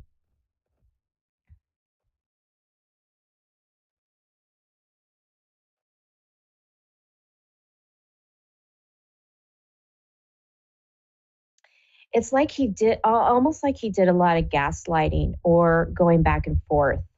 So you never really knew exactly what was truth, what was not, what side was up, really. It's just like I feel like a lot of confusion when I think about the relationship and everything. It's a hard space to be in, but this relationship they're showing me really needs to have some distance and have some separation to it. Oh yes, yes. I guess what I want to know is,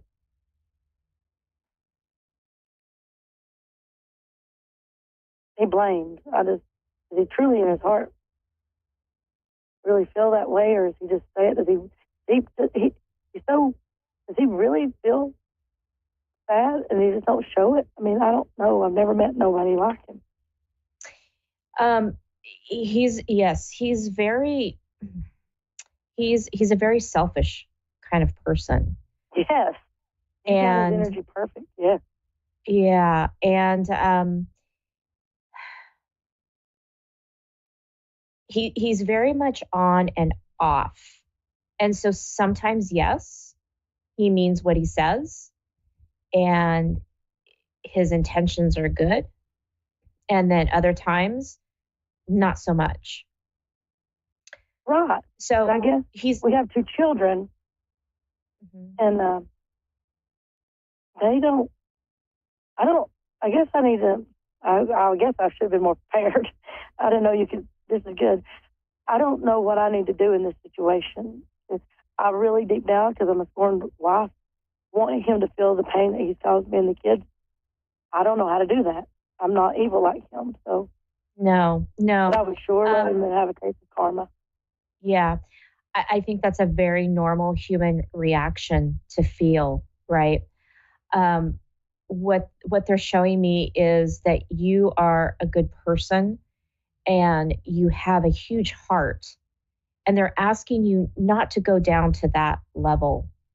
I know that you're hurt. Yeah. I know that you're hurt, and and that's the human side of us. That's where we sometimes want to go. But they're saying you need to be strong and you need to be there for your kids. Okay. Yeah. This was just as hard on them as it is and was on you. Oh. And so right now they're asking you to focus on your kids. We have I'm sorry, I'm not trying to interrupt. No, go ahead. I did have something come to my mind now. We have finished off our divorce, but we're waiting on a check, or I am. I haven't received any money from him. Does it look like it's coming soon?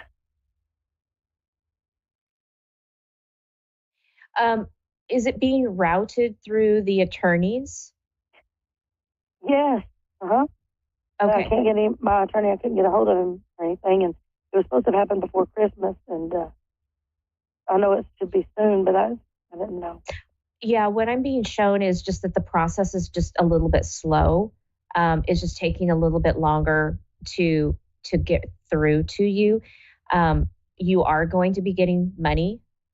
And they're saying as long as it goes through, I don't know what was in your agreement, but as long as it's going through some kind of a garnishment, or maybe this is just a one-time payment, but as long as it's going through a system where he has to be responsible to pay that system, or it's garnished from his wages or whatever, then you will be getting that. If you are relying on him to pay something to you, they're showing me he won't.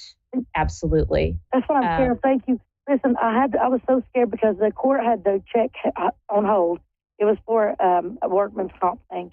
But I was married to him then. And it was a decent amount of money. But I knew if he got it, me and the kids wouldn't see it. And that was our only chance to get out because he controlled our money. And right before Christmas, my lawyer, I talked with him and he agreed. He had my husband go in and sign some papers promising he would pick the check up if they would release it and give me my fair share. But I'm so scared he's not going to do the right thing, even though he signed papers.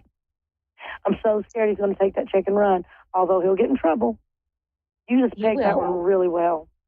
It will come back around.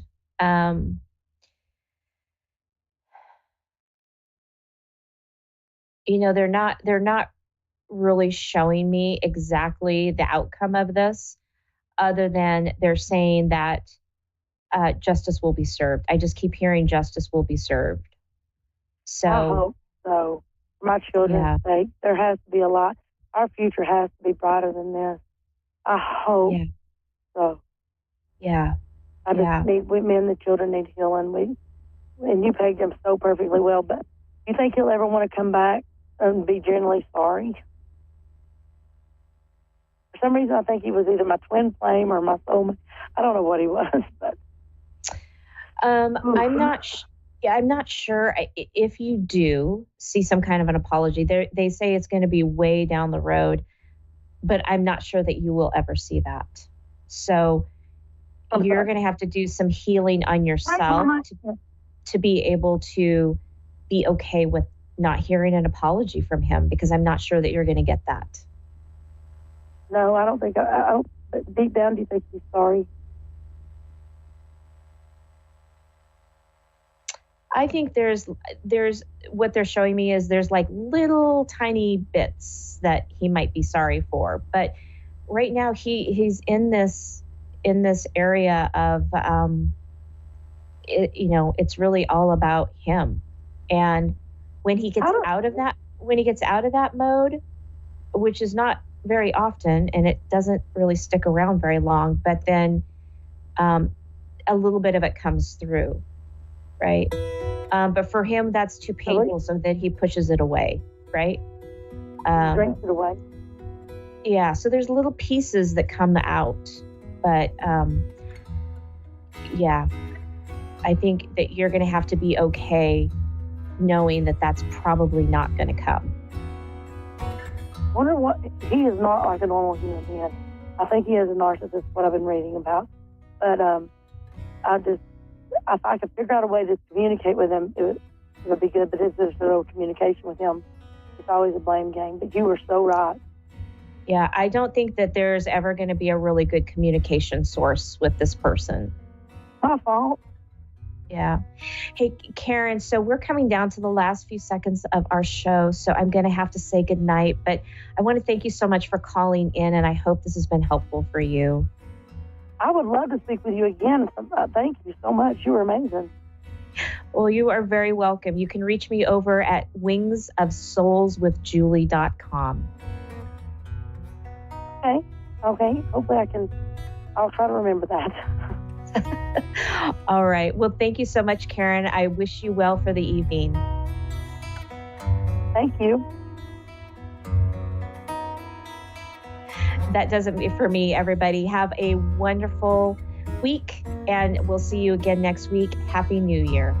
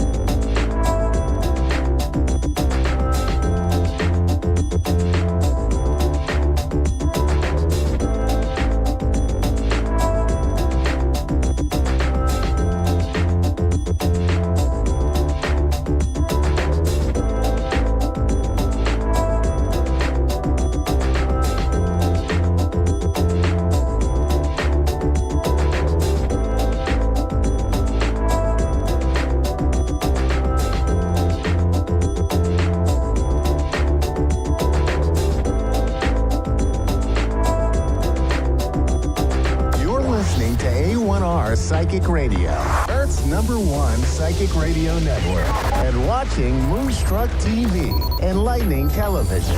Welcome. Time for astrology and psychic readings with Lady D. Lady D. Live from LadyDSPsychicParties.com. Connect direct. In North America, dial 888-454-2751. In London, 20-3519-2158. In Sydney, dial 02-8488-3147. Or online, contact us through our Facebook page, facebook.com/psychic radio. Or one of our websites, askoneradio.com or moonstruck.tv. This is Astrology and Psychic Reading on A1R, the Ask One Radio Network.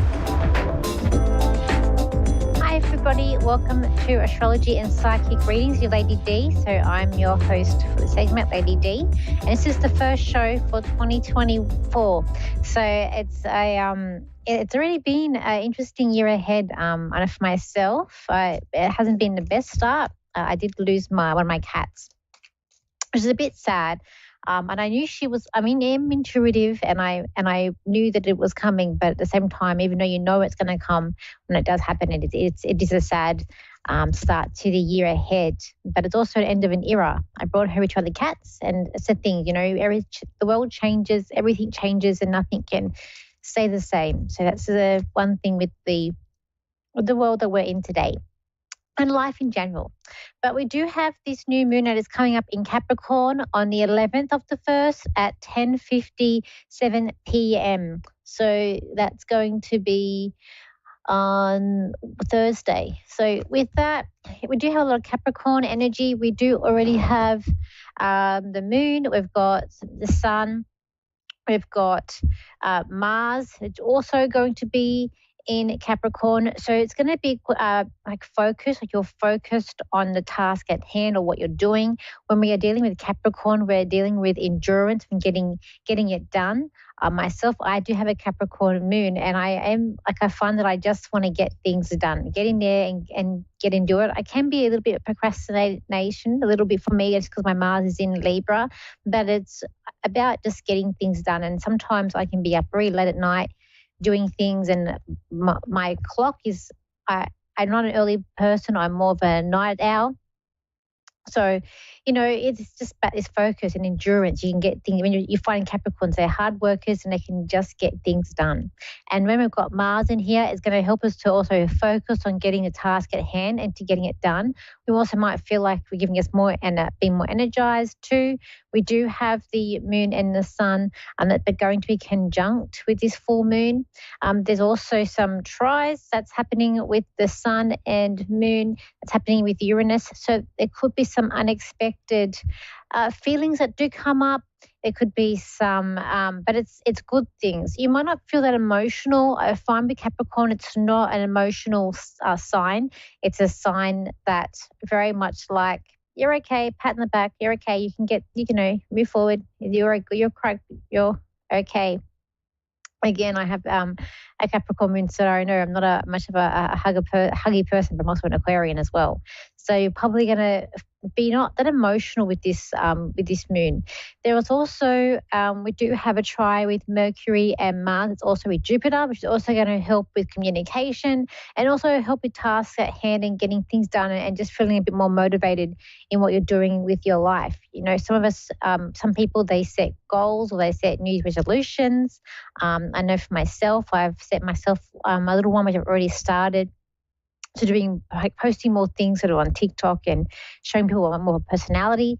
So I've started doing that myself, and it's making a goal. I say a goal more than a New Year's resolution, and about making something that's also realistic and that you can do. And it can be like a little thing. Just make it more realistic.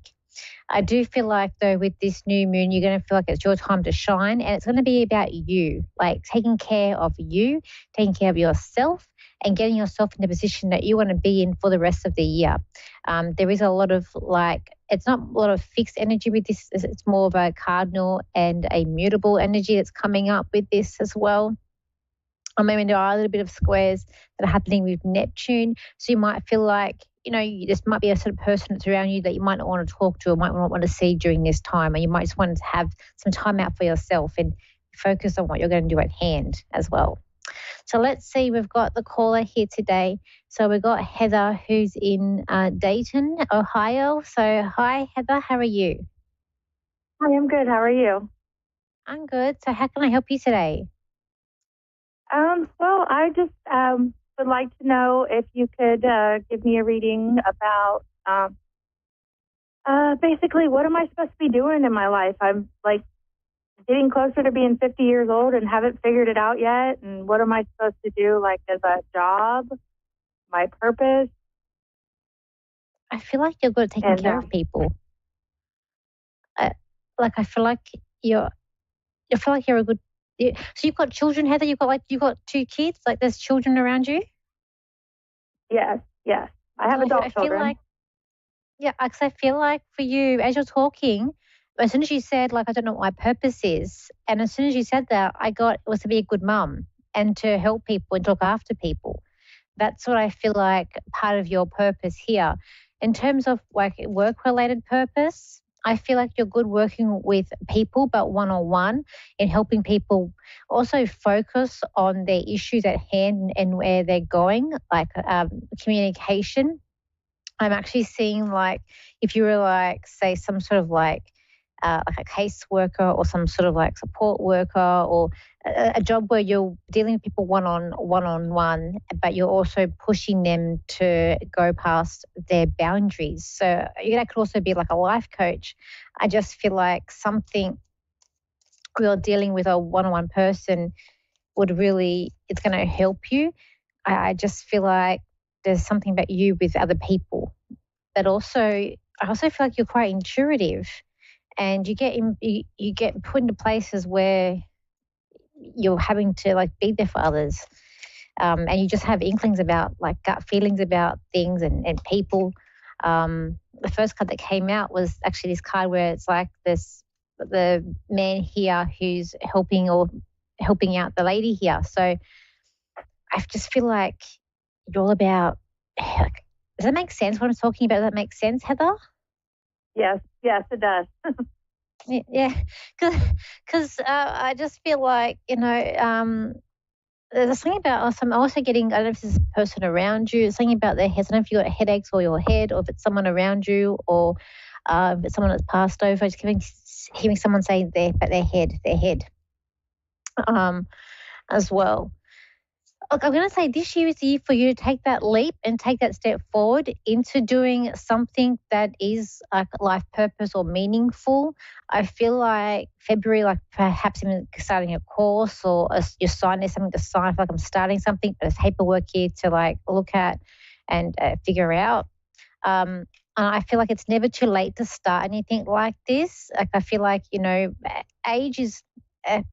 in some respects, age is just a number. I have got clients that come to me who are in their late 80s, but you would think they're in their 60s and still working. So it's never too late to start anything like this. But with all of these cards that are coming out, it's all about helping people, others. I do also feel like there's going to be a mentor. This is someone new, but I kind of felt it was more like mentor when I just saw this card come out. It's also going to help you and push you to go along if you study for this. I'm going to say for a job that I feel like where like this in terms of study, I don't feel no more than 2 years. I'd say 1 to 2 years that I'm getting that you can do a course and come out the other end and have some sort of paperwork that's going to be you're fulfilled. I don't feel like support works. I don't know if you have it. I'm sure you would have it over here where people get paid to sort of help people do grocery shopping and take them out. But I feel like with you, it's more of a professional setting where I'm in an office or someone has to go to actually see you. I feel like a job like that. It could be counselling, but I feel like more like casework or case management or life coach, just something where you're helping people to move forward. But I feel like in terms of study, I don't feel like you need any more than 1 to 2 years study to get where you need to go to. I am a Reiki practitioner. Oh, okay. Well, that is good. That is good too, but this will be something more. This is something more about personal with people. So I feel like Reiki is good. you're very in tune with that, and I do feel like do you also use the crystal, the bowls with that too? No, but I do have a pendulum but I haven't used it in a while. So the pendulum you can use to look see if their chakras are balanced. That's what I use. But I see you also with crystals around the person, but you're using one of those bowls. Whether it be a crystal one or you've got those metal ones, like the silver gold ones, and you have that thing that goes around it and it makes that noise. I also see you doing that. I also see you being very in tune with people when you're doing that, and you can sort of see what's more going on with them in the inside. But this is more what I see for this. This is not Reiki. This is more of a professional setting. So I keep hearing case management, or like life coach, something in the community sector. So something that people are gonna come to you for. So you want to be looking at doing a course on maybe like community services, if you have it, if that's what it's called over there, that's what it's called over here. Something to do. I mean, it could be you could also look at life coaching perhaps as well, but you're doing something that's going to help people who are like feeling down low, and you're building them up to be able to push them. And I feel like with you, you'll be quite maternal, but at the same time be able to say to someone like, stop feeling sorry for yourself. It's time to move on. You've got the next step ahead of you, instead of getting them in their sorrow. That's what I kind of feel for you. But but ultimately your life purpose I got in the beginning was straight away was that you're being a mum for you is something that's a big part of your life, and that's part of your purpose and nurturing others. So will my finances be okay? Or do you see me having to move anytime soon? Look, finances I feel like is going to come more for you in 2025 is when things are going to start more coming in. 2024, you're going to be okay. I see you dog paddling, so I feel like you're going to be okay. I'm not going to say I'm not going to say you're going to flourish, but I'm going to say you're going to be okay. I see more coming in for you for 2025.